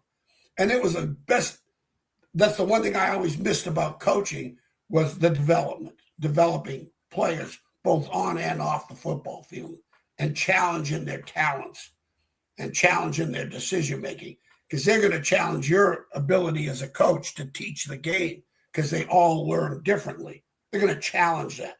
That's how you get better as a coach. You got to embrace that. Well, the trade-off is, I'm going to challenge your talents and your decision-making. And with good decisions, good things are going to happen. Be accountable for the decisions that you make. And the one area was academics, where they have total control over. And all that is gone. Rick, I transferred. Mike, I went to Wayne Marriott. I had to go an extra semester to graduate. A lot of the credits did transfer. But when you transfer, it's hard. As far as it was academically, you lost credits. Well, today, think about this. I'm on my third school in 4 years. What are you taking? That's transferable. What are you taking? Yeah. What do you think, Coach? People are asking you in chat, how do we fix it? Is there a fix? No, is there anything? There's nothing that it can't be fixed, can it? They don't want it fixed. Ohio State doesn't want it fixed. They got the money to do what they want. They don't want any ceiling on a cap or portal rules, because how many starters at Ohio State are they losing to the portal? How many? Yeah. How many starters at Georgia are they going to lose to the portal? What, they're going to get more money leaving Georgia as a starter? No, they're not. Are you serious? Yeah. So, no, the NCAA, this is my philosophy on it. A little off the wall, but this is my William and Mary part of me, which really screwed me up, because I got to think. I learned how to think. How dare you go to a school for an education? Oh, very dangerous, Rick. Can't believe very that. Dangerous. And, Joe Tiller always told me, he says, Phil, this is Joe Tiller. And I stuck in my mind forever. I think this thing had legs as far as I was concerned. He said, Phil, the NCAA hates college football. They really do. Which is who? Presidents and ADs. Right. They hate it. At that time, they hate college coaches and they hate college football. And he told me his number one reason was they get no money from football. The NCAA does not get one penny from all the bowls back in the day. It all went back to what? The conference. All the money went back to the conference. Excuse me. Well, today with the national championship games and let alone the bowls, but this national championship playoff, they don't get a penny. Not one penny. But the NCAA loves basketball. Yeah. Why? Why, Rick? The CBS contract. That's right. It's NCAA sanctioned. None of these bowls are NCAA sanctioned. That's right. They're ESPN televised. Goes to the network. Not sanctioned by the NCAA. So guess what? They hate football and they hate college football. And they did this to screw the coaches. And I really believe it. If every football program dropped their football teams, everyone, you'd have happy presidents in the Yeah. They wouldn't have to pay for any of that anymore either. You'd have happy people. They'd be so happy because they could go basketball and soccer and softball. Oh my God. Remember, football bad, basketball good. Remember? Because you could see everybody. In football, they got helmets on and pads and they're hitting each other. And it's brutal. And then the cheating that was involved in getting players. Football, very bad. Basketball, very good. Basketball coaches, remember back in the day, if you had less than 3 kids, you can coach your kids all year round. You can coach them all year round. The coaches got whatever they want. And the basketball coaches were smart because they circled the wagons. They got what they wanted at that time because they circled the wagons. Yeah, they joined together. You're right. And college football coaches have never done that. Yeah. When Boeheim got caught with giving the $100 out from the car dealer, I was at Syracuse at the time. It's the biggest crook in basketball. Right. All that old Big East crew, it was awful. But yet, but they rally. John Thompson would come to his support. Okay. Well, back in the day, if something ever happened to X university, not my problem. Hey, you know what? And then they would pound on them to get an edge in what? Recruiting. Mm-hmm. The evil in college coaching was recruiting. Yeah. Why college coaches hate each other and staffs don't like each other is because of recruiting. One thing about the NFL, if you go to an NFL All-Star game or, the old All-Star game down in Mobile, it is so perfect. The NFL coaches are so professional. Because there's no recruiting involved. They're very professional, very cordial, extreme. College coaches, it's honor among thieves. Honor among the thieves. And there are some really jerks in this business because of recruiting. And 80% are great people, but there's 20% are some really dirtbag jerks in this business. No, go ahead, Coach. I'm sorry. No, sorry. And the players and the parents and the agents, now you can put them in what I call the jerk barrel right now too. Oh yeah. Okay, you throw them in there. All right. So you got jerk coaches with jerk parents and jerk agents and jerk players. So you got to be a jerk to coach today, and I wouldn't do it. Sorry to ramble on, Rick, but no, it's great because getting to some of the questions people have, Coach. There's never going to be a salary cap, is there? Never. Do you see a uniform salary across the board? Like you mentioned the NFL. Until they say these are employees. You are now an employee of the university. Okay? All right? Because you could now it becomes, get your, just like the NFL, have your players association. Once you get your scholarship, that's why they're doing away 105 full scholarship. Everybody has to be on a full scholarship to be an employee. You can't have walk-ons anymore. If you want to be a football player in college, you now are on scholarship. And then you got then all of a sudden there's this NIL money involved. And so guess what? You have to now be an employee of the university. And as long as you are an employee of the university in the Power Four, in the ESPN/Fox League, okay, that's the only way they'll be able to control it. Because if not, you're going to have what, Rick? Lawsuits. Yeah. Oh, and they're going to lose every lawsuit. You're right. being an attorney for the NCAA is like being the weatherman. You could lose your case and still have your job, and you can predict the weather very poorly and still have a job. 100%. Or an economic forecaster. They're all the same. NCAA lawyers. You want to be a lawyer for the NCAA because you got a lifetime job and they don't have to win a case. They'll lose everyone. You came up through an era where players weren't paid, Coach, and you saw it evolve into this. Do you have a problem with them getting money? Do they deserve their part of the pie here? People are asking, or the fact that they've allowed it just to get out of hand the way it has, because you do have guys signing. You have guys who aren't even in the starting lineups that are making $40,000, $50,000 a year just to have them there as part of depth and so. But what's your take overall on athletes getting paid? Okay, you're giving somebody $1.2 million. You think he's going to be ineligible academically? No, it's not. No. That's why doesn't matter what he's doing. Correct. The academic integrity. Here's my problem too. You hear coaches. There's probably you have asked a question to me that today the media has asked just about every coach for the last 3 years. And you know what bothers me? Hey, I don't mind them making the money. That's okay. I'm good with that. Bullshit. No, I mind you making that money, okay? Because you're on a scholarship. And guess what? When you graduate, you will have no debt. Okay? That's right. All right. So, it's an honor. First of all, it's an honor. It's something for your family to be really proud of. Where's the pride in the scholarship anymore? On my resume, I have one honor. Scholarship to William & Mary. It's the only honor. And not that I've received many, trust me.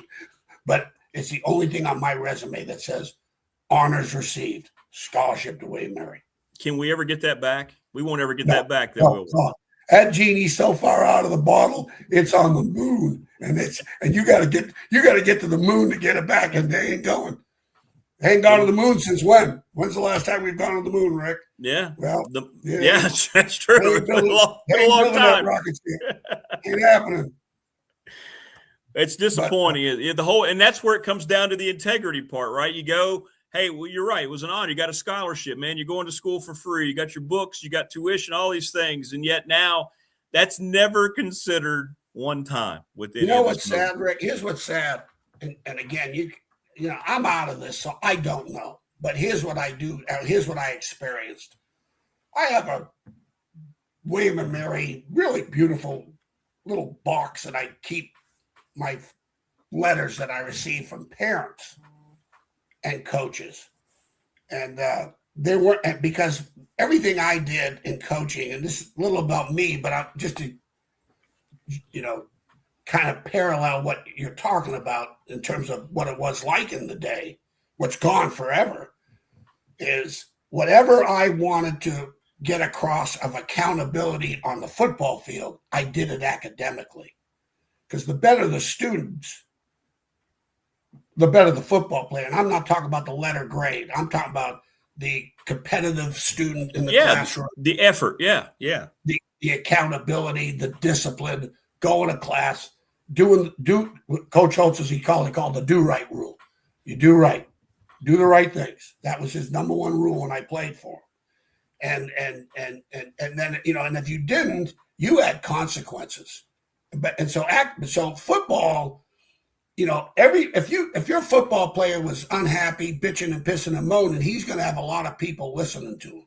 Yeah. Mom and dad's going to listen to him. His girlfriend's going to listen to him. His high school coach is going to listen to him, and you're the bad guy. Even back in the day, they'll jump on you, And so right. I very rarely, I never did the football thing, because most of the time the best players and my starters were accountable students, okay? And that's how I look at it. I'm not talking about the best students or the smartest students. They were accountable students. They were accountable to themselves and their family about earning a degree. Yeah. Those days are gone. They're gone. Because the parents don't care. They want the money. They want the money too. Yeah. They want the money. Oh, So then now when you're talking about, So I always, my most number one meeting, if I had a player come in my office, other than it was a football-related exit meeting of how we're going to improve as a player. If you're in my office, it's either a good thing, academically you've done good, or academically you've done bad. I would say 85, and Todd will tell you this, at Virginia Tech, 90% of my one-on-one meetings were about academics, not football. 90%. I made the coaches on every Friday in the off season, and Todd will tell you this, they had to come in and visit with their position coach and talk about no football talk. I need a 20 to 30-minute meeting about their academics, period, because this is how we got them to be accountable. We started with academics. And I wanted the good student to become a great student. I want the B student to become the A student. I wanted the C student to become the B student. And if they will do that, if they will put that effort and energy into doing that, and the discipline, and not compromise, and not start the social life on Wednesday, okay? I told them Sunday through Thursday, it's your job. You go to work. Friday and Saturday, okay? Anything you do, make sure it's legal. I don't care. Just make sure it's legal. Or if it's not, don't get caught. But Sunday through Thursday, you better have great accountability academically. And that's how we were able to establish their football discipline, was through academics. Those days are over. So how do they do it now? How do you make them accountable now? Money. Well, I mean, money. but they're going to get their money regardless, right? So how do you make them accountable? Like, in other words, if you go out and if you're a quarterback and you complete less than 50% of your passes, you throw 3 picks, you're still getting paid at the end of the month, right? The academic part doesn't matter, like you're saying, to use that as incentive. There's no stipulation drawn in a contract because they're not employees. No, you didn't perform at a certain level, right? So how do you continue to motivate these guys when they know they're getting their money? Listen, this is where the power of the purse with the people in the NIL, look at all the coaches that got fired and how many, and at the time of year, 3rd game, 4th game, 5th game. This is about the NIL money, the givers. No, I'm not giving you this much money and have you lose to Coastal Carolina, to ODU. Yeah. Or lose to LSU, whether it's LSU, Penn State, Virginia Tech, UCLA, these are the NIL givers with a louder voice than they've ever had before. The bankers and the doctors and the lawyers, they control the purse strings, but not like this. Now they haven't invested in the player, not the program. The change of the investor is not with the program, not with the weight room being named for them. It's the player. Money the for the player. They should make the player on their jerseys where they got their NIL money from, Yeah, that's right. On their jersey. So we brought to you by, I'm your new quarterback. Brought to you by, or something stupid like that. That's the problem. So, like I said, a lot of, I'm glad they're making the money. No, I'm not. I'm not glad they're making the money, because guess what? In 4 years, when the money stops and they're not in the NFL, they're gonna be problems. It's not gonna be like a lot of them, but you're gonna have problems they never had before with moms and dads with their sons when all this is taken away. They're gonna be major because they got nothing. What are they gonna fall back on? And I'm not saying all of them, but there'll be enough larger percentage. You mark my words on this.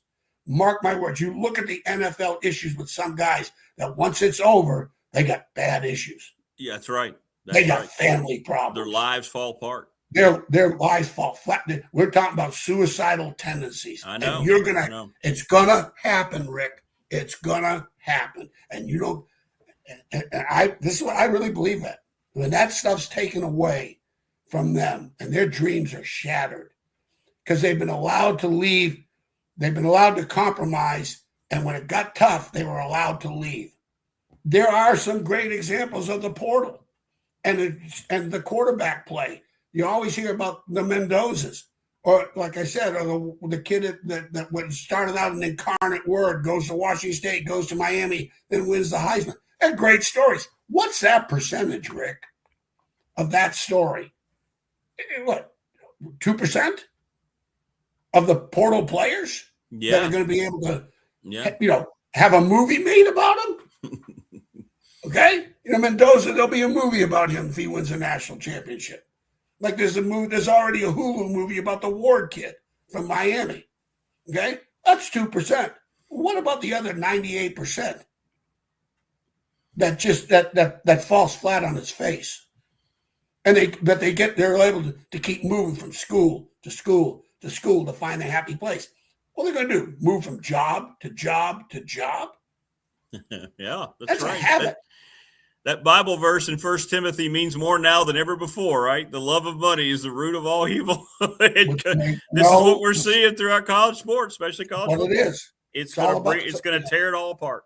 It already has. The academics are irrelevant today. Irrelevant. And okay, let's say you have a Hall of Fame. Virginia Tech has a Hall of Fame. All right. Let's say, for example, they got a kid that's on his third school. All right. Well, yes. You're going to be 3 Hall of Fames? Right. What's it going to mean? There are no more Hokies. There are no more Cavaliers. Chad Morris going to be in the North Texas State Hall of Fame as well as UVA or TCU. Right. That's gone out the window. It's no honor to be in a Hall of Fame anymore. You won't have guys giving testimonials. What it means to be a Hokie to me. What it means to be a Michigan Wolverine to me. No. We know what it means to you. What the NIL meant to me. Yeah, without a doubt. And that's not. It's not being cynical.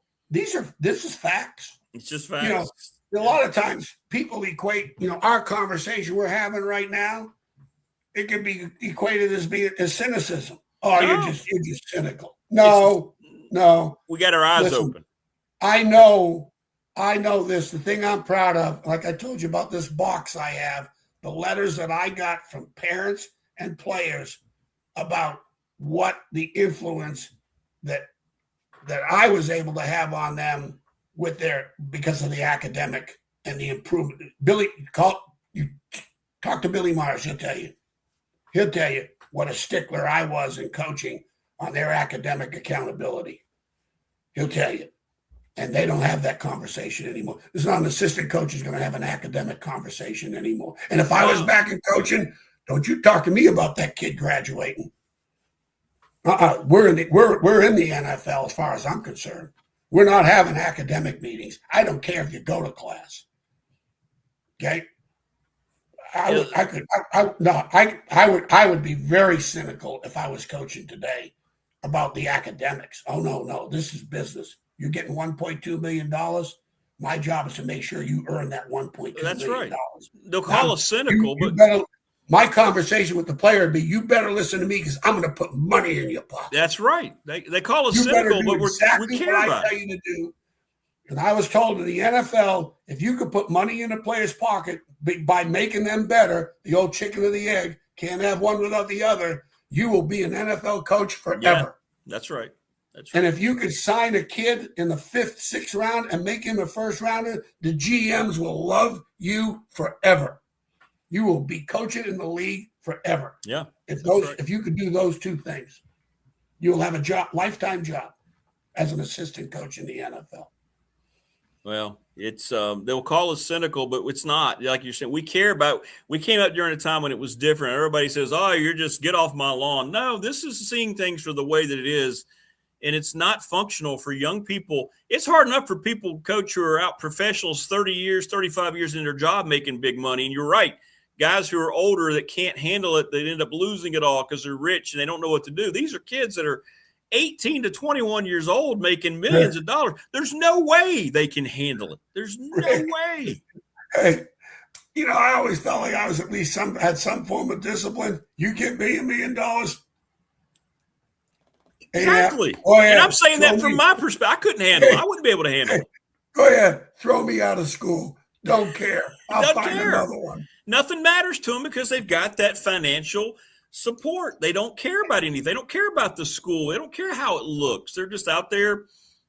We've got what we need. We came here. We're getting what we came here for. So let's just keep going out there regardless of how it looks. Well, the other thing, too, that people get, the coaches – they get to leave. Why can't the players? No, the coaches are getting fired. Okay. A lot of times, yeah. Because that's a low percentage. The Lane Kiffins, and now this so happened this year I've never seen a year like this. But don't forget, why did LSU open up? Why is Lane Kiffin at LSU? Because Kelly got fired. If Kelly has a job, Lane Kiffin's at Ole Miss. Right.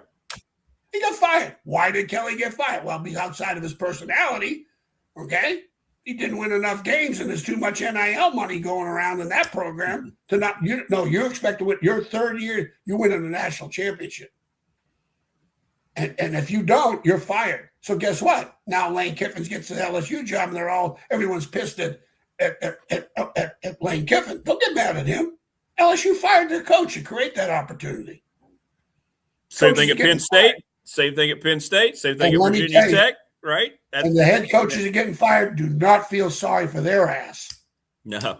They can send my check to Sanibel Island, Florida. That's exactly right. I just won the lotto. It's the assistant coaches, those poor bastards. The assistant coaches, Rick, they may have 2 months left on their contract. That's a great point. That's a great point. If you're a coordinator, you'll have a 2-year rollover. But if you got 3 kids, you got health insurance, you got a house to sell, let me tell you. And if you're 50 plus, okay, it's a nightmare. That's a great point. It's a nightmare. When you're 25, 30, I had a philosophy: getting fired was an opportunity to get a better job. And I've been fired. I've been with head coaches. Coach Dooley got fired. Dan Henning got fired with a gambling scandal. Dooley gets fired because he couldn't count.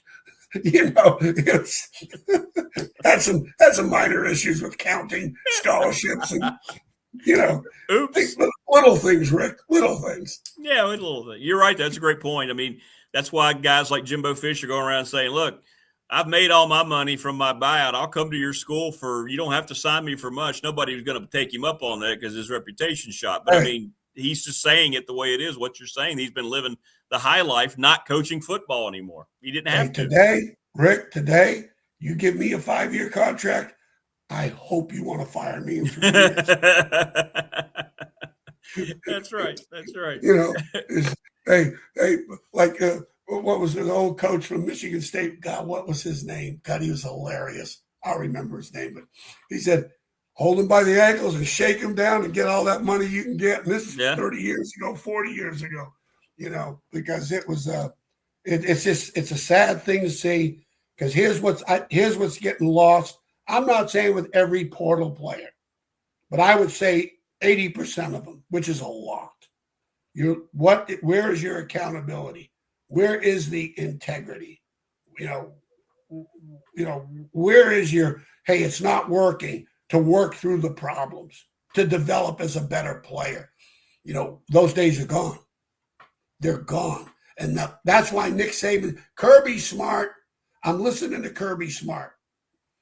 Okay. And I'm reading between the lines. He will not be coaching. And he's in a program that can sustain. But correct. I will bet $100. I probably could. I hope I lose it. He will not be at Georgia within the next 2 years. I think you're right. Listening He's to seen him. enough. Yeah. Listening to him. He will either be in the NFL or he's out of it. Yep. He'll be on the game day set, or he'll be in the National Football League. You're right. Yeah. I honestly just listened to him.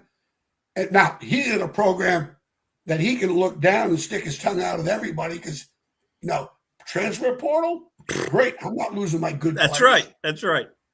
Yeah. I'm telling the kids you need to leave.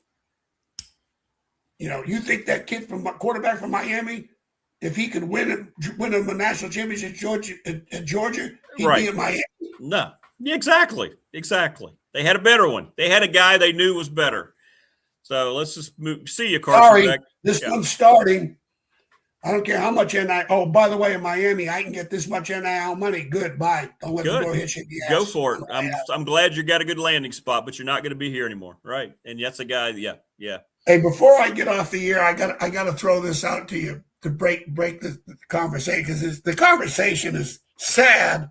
The conversation you and I are having, or I couldn't write enough sticky notes of the things you were saying before I came on. I love your show, Rick, but you're killing me. You're making me think way too early in the morning.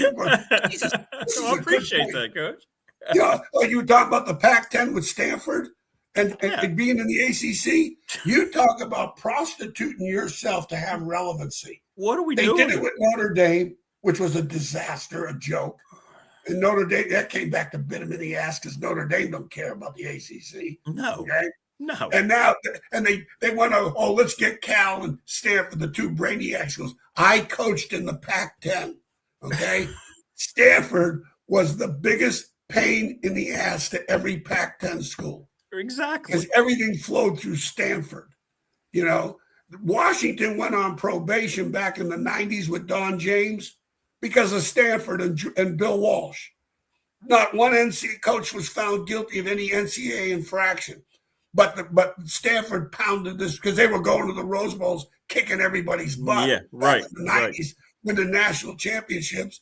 And the Pac-10 itself didn't like Washington. I know that for a fact because when I coached out there, the second place team was supposed to go to the Cotton Bowl.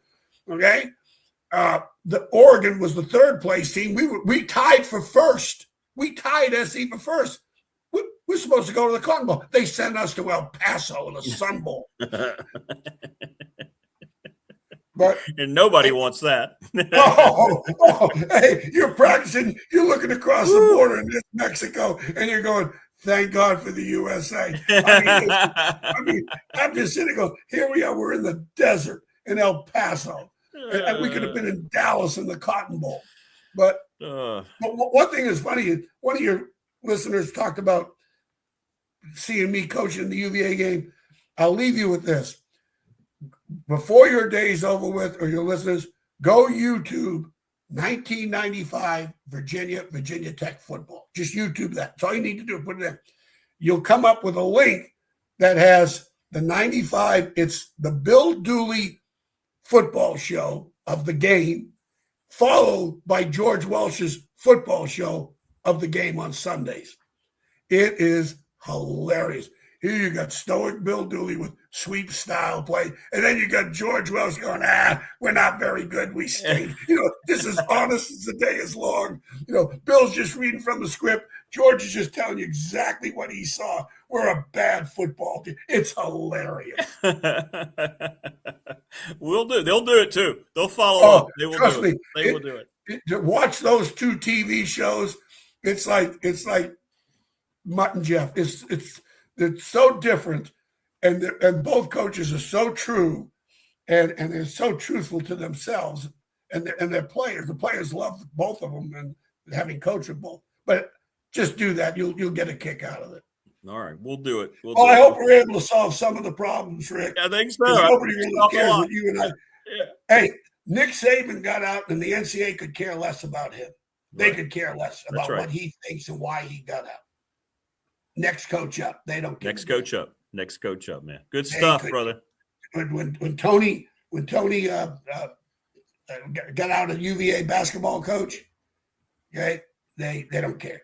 They're losing good people, and they don't care. They could care less. So, well, if we don't talk to you beforehand, since we won't be here Wednesday or Thursday, Coach, have a great New Year, man. I know you've added so much to this show. I'm looking forward to seeing what else we can put forth in 2026 together, man. It's great. Well, I hope so. I got a lot of football years, and it was a great time to coach. It really was.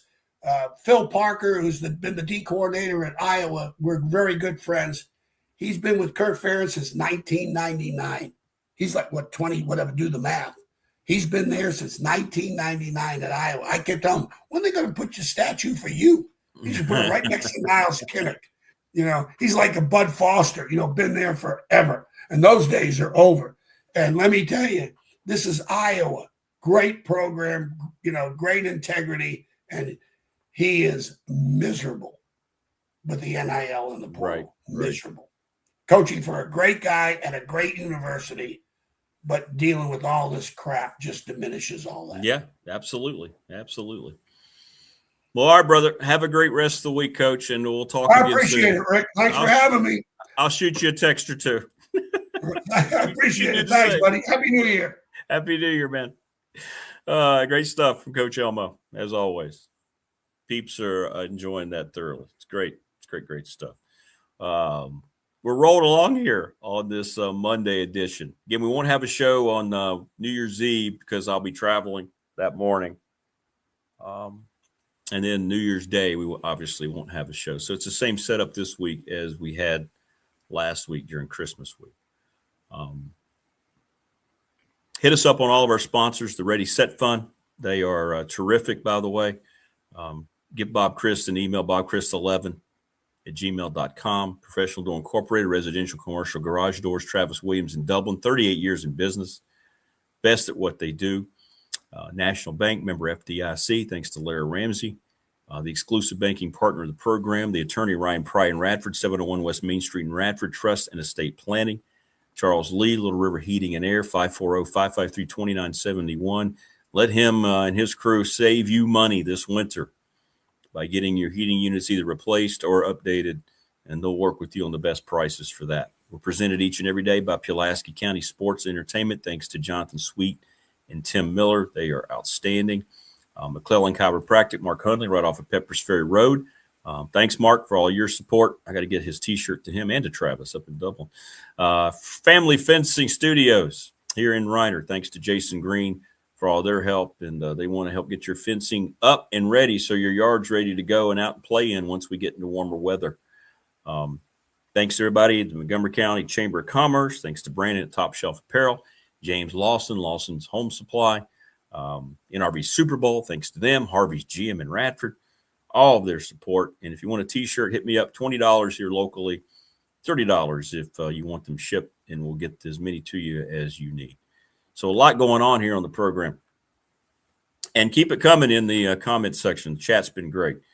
I'm trying to figure out how to do the short snippets, TLB.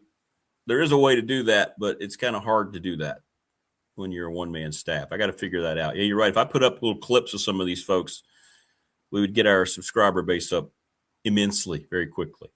Joining us now on the program, there he is. He is the other coach, Todd Grantham, joining us here on the program. What's up, TG? Hey, good morning, brother. What's up, Rick? How you doing this morning? I'm good, man. How are you? I'm great, man. Just hanging out. Nice weather. I mean, shoot, it's a little warm the last few days. It has. Yeah. I'll take it. Take it. No doubt, man. I like that warm weather over that cold all day. A lot going on, and Coach Elmo just pontificating about everything going on in college sports. It's great stuff. You could have Elmo for an hour. And oh my gosh, he's so good. Elmo, man, he likes running. He's awesome. So good. Well, I mean, you have to deal with this, and you are still currently dealing with all this, right? I mean, there's no way the genie's ever going back in the bottle, right? That's never going to happen. What do we do, Coach? What do we do? I think one, it's never going to go back to the way it was before. There's two things that have to happen. Okay, one, you can say you're going to make players employees, so that way you can have a collective bargaining. There's going to be some issues with that, because then, okay, who's going to represent them as far as like a college football players association, that kind of thing. The next thing is Congress can do an antitrust law that basically says you cannot sue the NCAA. And that's the point is. But one of those two things has to happen for it to move forward in the right way, because it's really, I don't want to say comical, but like a normal person can sit there and like, it's not sustainable. Like it's not going to sustain itself. Eventually it's going to blow up. And the two main issues are the money and the ability to leave. You know what I mean? And it's not the kid's fault, because like, for example, I know there's a kid right now that is getting ready to make $300,000.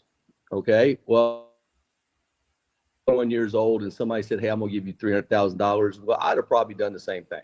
I mean, that's like a lot of money, but it's not life-changing money. And it's really not the most important thing for you to develop value in yourself. I mean, the whole thing about college is your ability to create value in yourself. So as you move forward in your life, you can provide for your family, live a productive life, and be a part of society in a positive way. And then you can kind of pass that on. The gist of it. And that's what's, lost in the whole thing. Just like the whole, guys are transferring. Well, if you transfer 4 years, for example, which a lot of these guys do, there is first of all, how you can actually be eligible is tough because you have to have so many credits towards degree.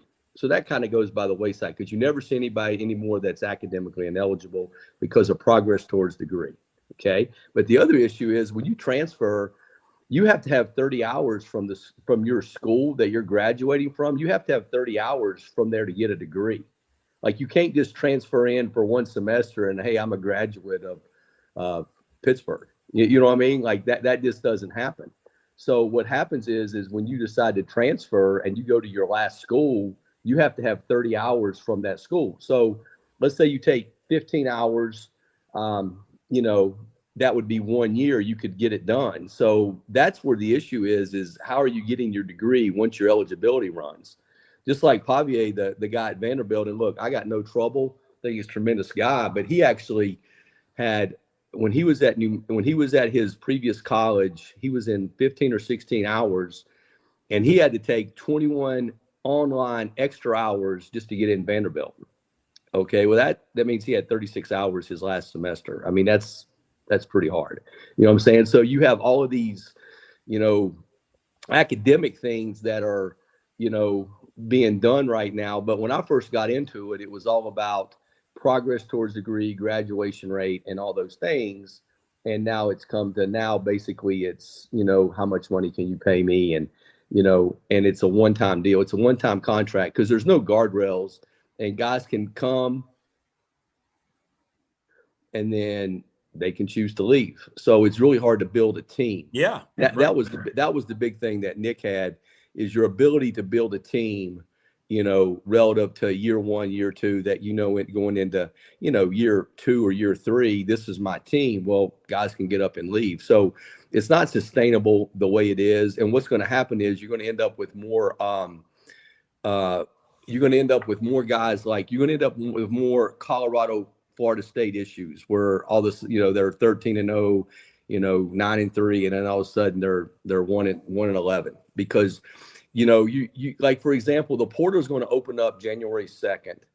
And basically from January 2nd until whenever your drop ad date is for your university, that's how much you have. So you're talking anywhere from 15 to 20 days to get guys in. Well, how do you get to know a guy in that amount of time? So, yeah, right. So anyway, it's kind of, it's not sustainable. Something's going to happen eventually because it's broke, but it's kind of like I heard a coach say the other day, it's really broke. The only thing that's not broke is the dollar signs, meaning the salaries of the coaches, the salaries for the TV people. That's the only thing that's not broke on it because that's as high as it's ever been and it'll continue to rise. So that's going to really be honestly the mainstay of what makes the decision to have college football the way it is. So other than that right there, everything else about it needs to be fixed because at the end of the day, what happens is, and Phil was right, let's say a kid's making, let's say he's making between $200,000 and $300,000. Well, when he gets done playing, that's going to drop about 70% to I'm talking about a real job. Yeah. First time job. And it's like, how do you manage that? What's your literacy on that? So it's certainly something that needs to be addressed, but it's going to be a few years, I think, just because of the people involved. Yeah, that's a great point. As long as the TV networks are still making money, they're right. It's not going to go away. And you're right. The next deal that's going to come up, this massive TV deal, is going to be larger than anything we've ever imagined with college football in particular for those. Yeah. And the money's what drives the decisions nowadays. And then that's really what drives, if you're going to have coaches fired like we've had this year, every year, because what happens is like in the National Football League, the reason it's like that is you got 32 teams. It's very competitive. Like if you look like 9 and can still get in the playoffs. You know what I mean? Even the number 1 seed is going to have 4 to 5 losses. Yeah. Well, that's what they want. The NFL wants parity and they want the cycle. So in other words, if you had a bad year this year, Like the Bears, for example, a year ago, they were poor. Well, this year they're doing great. Well, that keeps fan interest going. If you have a team that, unfortunately, like the Jets, I mean, they're a special group, but like they don't want them to be poor every year. They want it to cycle to where you're bad this year, next year you're in the playoffs. So that keeps interest, and they want that. So that's why the draft is the way it is, meaning the worse you do, the higher you pick. And the worse you do, the easier your schedule is the next year, which is the reason that the Patriots have had the schedule they had this year, is because of what they did last year, and that allows them to have success. So that's everything that they want in football. But even then, you're going to have 8 firings every year, okay? Well, in college football now, what's happened is you have the playoffs. And I said this from the beginning. Now it's going to be all about, did I make the playoffs or not, okay? Because the bowl system is done. All right, so now these boosters or these donors will look, did we make the playoffs or not? And if they don't feel that it's going in the direction it needs to go, well, I just won't give you my money. Because, you have to have the money to pay the players. Because a lot of people forget when Jimbo was at Texas A&M and they had that great recruiting class, it'd been about 4 years ago, I guess. And they actually ended up not being able to pay those guys at the end of the year because they were losing. And people quit donating to the cause. And that became a financial issue. So, the money's going to talk more than it ever has in college athletics because you need the money to be able to pay the players. So that's the direction things are going right now. Well, but you're right. I mean, it's just with the fans, and they know the fans are going to keep going back, right? We've had people that are talking about all this and understand the problem, yet they're all excited about, who James Franklin's going to announce out of the portal to be his quarterback. And I get it because we're fans. That's what we want. And we're the reason always, right? We've been taken for granted because they've been right all along. NFL, baseball, now college sports, they know the fans will be there to supplement all this, regardless of all the complaints and how messed up it is. That's right, because you're a fan of that team and you want to see them have success. Fan is short for fanatic. You know what I mean? And you're fanatic about your sport, your team, and you want to see them have success. And, that's how the whole recruiting thing, because it used to be way back when I first started coaching, like once football season ended, it was kind of over. Then people realized they could make money off these recruiting lists. And then they would get the alumni people to donate or subscribe to what's going on in recruiting. And that became a business, $1 million business, because people would then, and that's why you have ratings of, like in the southeast part of the country, your recruiting ratings may be different than somewhere out on the West Coast, because they're going to make sure the ratings entice or excite their fan base to keep them coming back. So, it's all a money making deal. And they're trying to do it to how can I make money on college football year round? No different than NFL. Look at the NFL with the draft. I mean, now the NFL has a free agency deal. They have, that's a big deal for them. Then they have the draft leading up to the draft. Same thing with college football. You got recruiting and you got these subscriptions you can buy. It's big business. And they're really going after the fans because the fans want the information because they're passionate about their sport and their team. Well, speaking of passion, your passion is still coaching, and you've been up to a lot behind the scenes. We have so many people ask, and I know you wanted to provide an update on what's been going on with you. And if you kind of understand my situation, I have 2 years left on my contract, so I can sit at my lake house. I mean, I have a great lake house. Actually, I owe Frank Beamer I live in on the lake. When I was at Georgia, I got lucky enough to become friends with an alum there, and we both had passion for hunting and fishing. He had some property. To make a long story short, I ended up buying 110 acres, and I got my own hunting and fishing property, and we built a lake together. It's about 18 acres, so I got a boat on that and all that. So like I like love it. I mean, it's great, but football has given me a lot, and I still love the sport, but because of my contractual situation, like I have options, you know what I'm saying? And I'm not like a young guy, like, for example, like, hey, like if something came up on the West Coast, I got to go. I'm like, no, I ain't doing that. You know what I'm saying? So I get to make some choices now based upon, my tenure and where I am. And at the end of the day, there's two cycles. There's one, the NFL cycle, which, to be honest with you, those calls have already been starting to be made to people. It's just a matter of going through the format, but that's kind of down the road and something that doesn't interest me as much as my roots as far as what I want to do. So when I look at it, and I've thought about it, being free this fall, is, to me, it's about the people. It's always about the people. It's about being around good people. I like challenges. You know what I'm saying? I like challenges. We've been able to turn it, and we're going to do that again. And then I think now more than ever is it the alignment with the head coach as far as his vision and what he's going to do. And it really gets down to him being what I would say three things: discipline, accountability, and toughness. However you get to it, you got to have those three things. So I'll be honest with you, I'm pretty far down the road right now with someone, and I don't want to say yet exactly, but I would say within the next 12 to 36 hours, you'll be the first to know, Rick, and you'll be Pete Thamel on it. So that way people can tune in tomorrow for your podcast, or later on your Facebook, Twitter deal, and you'll be able to announce, and we'll see where it takes us. But I did a lot of thinking on it, and I'm going to do what I want to do, and be in a place that I want to be and around people I want to be. Because at the end of the day, it's not that it wasn't important to me earlier, but when you're younger, you have these expectations and things like that. But for me, it's really about people, and it's about area of the country. It's about vision, and it's about making a difference, and it's about taking on challenges. And I like challenges, and so we'll see where it goes. But I would say that they need to tune into you, and we'll see how it goes over the next little bit.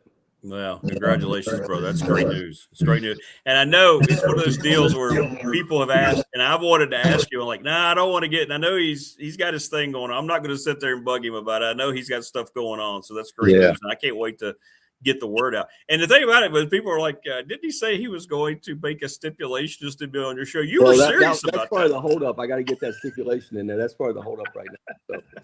So, that'll come down to the whole deal. Let's talk about this Watson dude. Yeah, exactly. What about this Watson guy and big dog sports talk? Exactly what is that? So anyway, we'll see. But no, it's fun, man. But football has been great to me. I enjoy it, and there's still kids.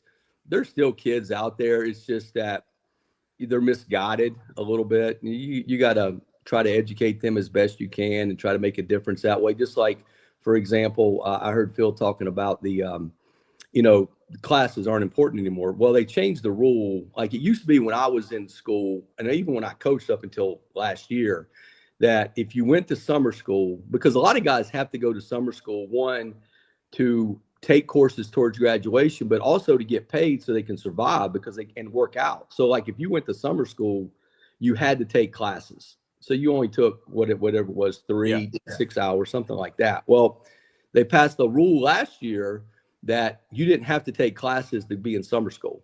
I'm like, well, why is it summer school? I mean, so you could pay players in the off season just to train. Well, you're not training until 1 o'clock or 2 o'clock in the afternoon. You know what I'm saying? Because you're going to do it as a team. So even in my guys, I'm like, what are you going to do till 1 o'clock? And I said, you're wasting your time. I said, because eventually you're going to have to take those classes anyway. So anyway, I had 3 guys, and they ended up taking anywhere from 3 to 6 hours. I'm like, dude, I mean, you're sitting on your ass. You're doing nothing in the morning. Take the class, and now you're further towards your degree. And they kind of come around. They saw it. They didn't like it. But I'm like, how many video games can you play? How long can you sleep? I mean, like, I get it. But, like, do something with yourself to, create value down the road. Because if you don't do it now, you're going to have to do it later on. So you might as well do it now when you got an opportunity. So that's just an example of one rule that was changed that, like, it's not in the best interest of the player because – honestly, I would have probably been the same way. I don't want to take classes because nobody liked taking classes in the summer. Sure. But, they basically changed it to where, okay, you don't have to take classes and we'll still pay you to work out. Okay, well, that ain't really in the best interest of the kid to do that. And that's kind of what what we're at right now. But it's all good. You just gotta understand the rules, deal with it. And like I said, we all love it. It's a great sport. It's a tough sport. It does make people better. I mean, if you can look at people and your ability to be successful on a team, and the mental toughness it creates, the accountability it creates, there's nothing like it. And if our world was more like that, we would be better off anyway. So, just trying to be a part of it and influence people the best I can, as long as I still like it and I enjoy it. So I'm going to continue to do it. Well, that's awesome. That's awesome. I can't wait to find out where it's going to be. Because people don't believe me. I don't know. I have not asked, and I didn't want Todd to tell me, so I don't know yet. Yeah. I want to ask you about this. Your idea is getting a lot of play. You brought this up months ago about the moving the bowl games to the start of the season, and I'm seeing more and more people talk about that now. Yeah. Well, first of all, the bowl sites, like those sites, that's like important to their communities. You know what I mean? Like that, it's revenue for the community. There's some good causes that come out of it. There's some fundraising that come out of it. So it is. And back in the day, if you remember, like on New Year's Day, man, you got up, you was going to watch the Cotton Bowl. I mean, it was like the Rose Bowl. I mean, it was awesome. Orange Bowl, all of that stuff was awesome. So I kind of look at it now as just put it on the front end, because that's when the players are there. You know what I'm saying? And then to me, the issue is the committee itself basically in this last college football rankings basically said you can hurt yourself with your off seasons, with your non-conference schedule. I mean, all you got to do is look at Texas. I mean, Texas loses, I think it was 14-7 at Ohio State, and Oklahoma beat, Michigan at home. And in the SEC rankings, Texas is actually ahead of Oklahoma, but yet in the college football rankings, they're not close to them. And truthfully, in my opinion, Texas is a better team than Oklahoma because they got a better offense and everything. But that doesn't matter. But my point is if you had the bowl system early, you can have some non-conference games, some big games. You can create excitement. You get the revenue for those areas, and then basically have it at the beginning of the year. And that way it can kind of lead into the season and that kind of thing, and be throughout the, whether it's Labor Day weekend or whatever, and kind of go that route with it. And then on the back end, get your playoff system right from the numbers to where, because that playoff weekend was exciting. There just wasn't many teams playing, and you had two games that were really non-competitive. But if you ended up making that a bigger number, you could do that and not have any more weeks, because we basically had like 3 buys. Yeah. If you look at it the way it's been, you had the championship weekend, which other than the champions, nobody played. All right. Then you basically had a bye the next weekend, and then they played, and then you've had buys. So like Indiana and Georgia and them haven't played, since their championship game. So you can make it work, but it's about being on the same page and, doing what's best for the sport. And to me, the bowl games, and I'm not saying they're not important, because they are important to some teams, but when you have all these opt-outs, guys don't want to play. I just like the guy at Vanderbilt, the tight end, he's going to be, he opted out, yesterday. He's not going to play. And I just think, if you're playing that bowl game in the beginning of the year, it can be like the ACC, Big Ten Challenge, SEC, ACC, whatever it is. I mean, I like it. And just create some excitement. But I think you're going to have to do something like that, because I think a lot of these schools are going to shy away from the big non-conference games because of the committee and what they did. They're going to start playing, which then hurts the fan, because you're going to have to pay season tickets to watch these home games, and you're going to watch them play, no offense, but like VMI. I don't think if I'm a Tech fan, I got to spend up my hard-earned money for season tickets, and I got VMI on there. Well, I'd much rather see, Notre Dame, or I'd much rather see Vanderbilt, or I'd much rather see a legitimate game as opposed to a game like that. Yeah. And the sponsors are going to see the ratings. They're going to lose that. Once they start speaking, the people who sponsor these bowls, and they drop out, then that's when you're going to see people pay attention and going to say, okay, how about we move them to the front? That way, the ratings, like you said, people be so excited about the start of the new season, Yeah. Here's whatever bowl game we're talking about between boom, boom, and then the ratings are huge. More sponsor money, more ratings money. It all makes sense. It does. Always follow the money. Just follow the money. Yeah, absolutely. Follow the money. I mean, that's all you got to do, man. You follow the money, you'll probably find out where the decision's coming from. 100%. 100%. Well, all right, brother. Well, listen, man, great stuff as always, and I'm looking forward to finding out your next destination. All right, buddy. Take care. All right, y'all have a good day. All right, take care. See you. Bye-bye. There goes number 53, Todd Grantham. I remember him as number 53. I know he had a different number over Virginia Tech, but great stuff. So there you go. So Todd will have a new job. Can't quite comment on it yet, Morris, because he's got to get everything finalized, but we will have the announcement here, hopefully tomorrow on the program. Since we're not doing a program Wednesday and Thursday. I had originally planned on doing a New Year's Eve show to round out the year, but now we have a New Year's Eve basketball game. So I'm traveling early that morning to Spartanburg. So we'll have a show tomorrow, then another show Friday, but I will not be able to do a show on Wednesday. And then I wasn't planning on doing one New Year's Day. So hopefully tomorrow we'll have it. And if not, we don't have it on the show. We'll have it for you on our Facebook page. We'll have the complete announcement information. And Thamel, we're going to beat you. We're going to beat you on at least one. But with Todd's vast experience, I'll say this, he's had a lot of activity in the off season. A lot of people have been ringing up that phone. And it sounds like he also had some NFL things that could have materialized. But his passion is with the collegiate game, and he spent some time with the Saints, did a great job there. And then last year, Oklahoma State, he got caught in the fallout of what was going on there. By the way, that Oklahoma State team didn't win another damn game after they made the coaching change. They went 0 for the rest of the season, so it kind of tells you that was a move made for reasons that well, let's put it this way. When the AD got rid of that coaching staff, he got a promotion. So, yeah. Good luck, Cowpokes, going forward. Good luck. But we'll have that for you coming up. We will let you know.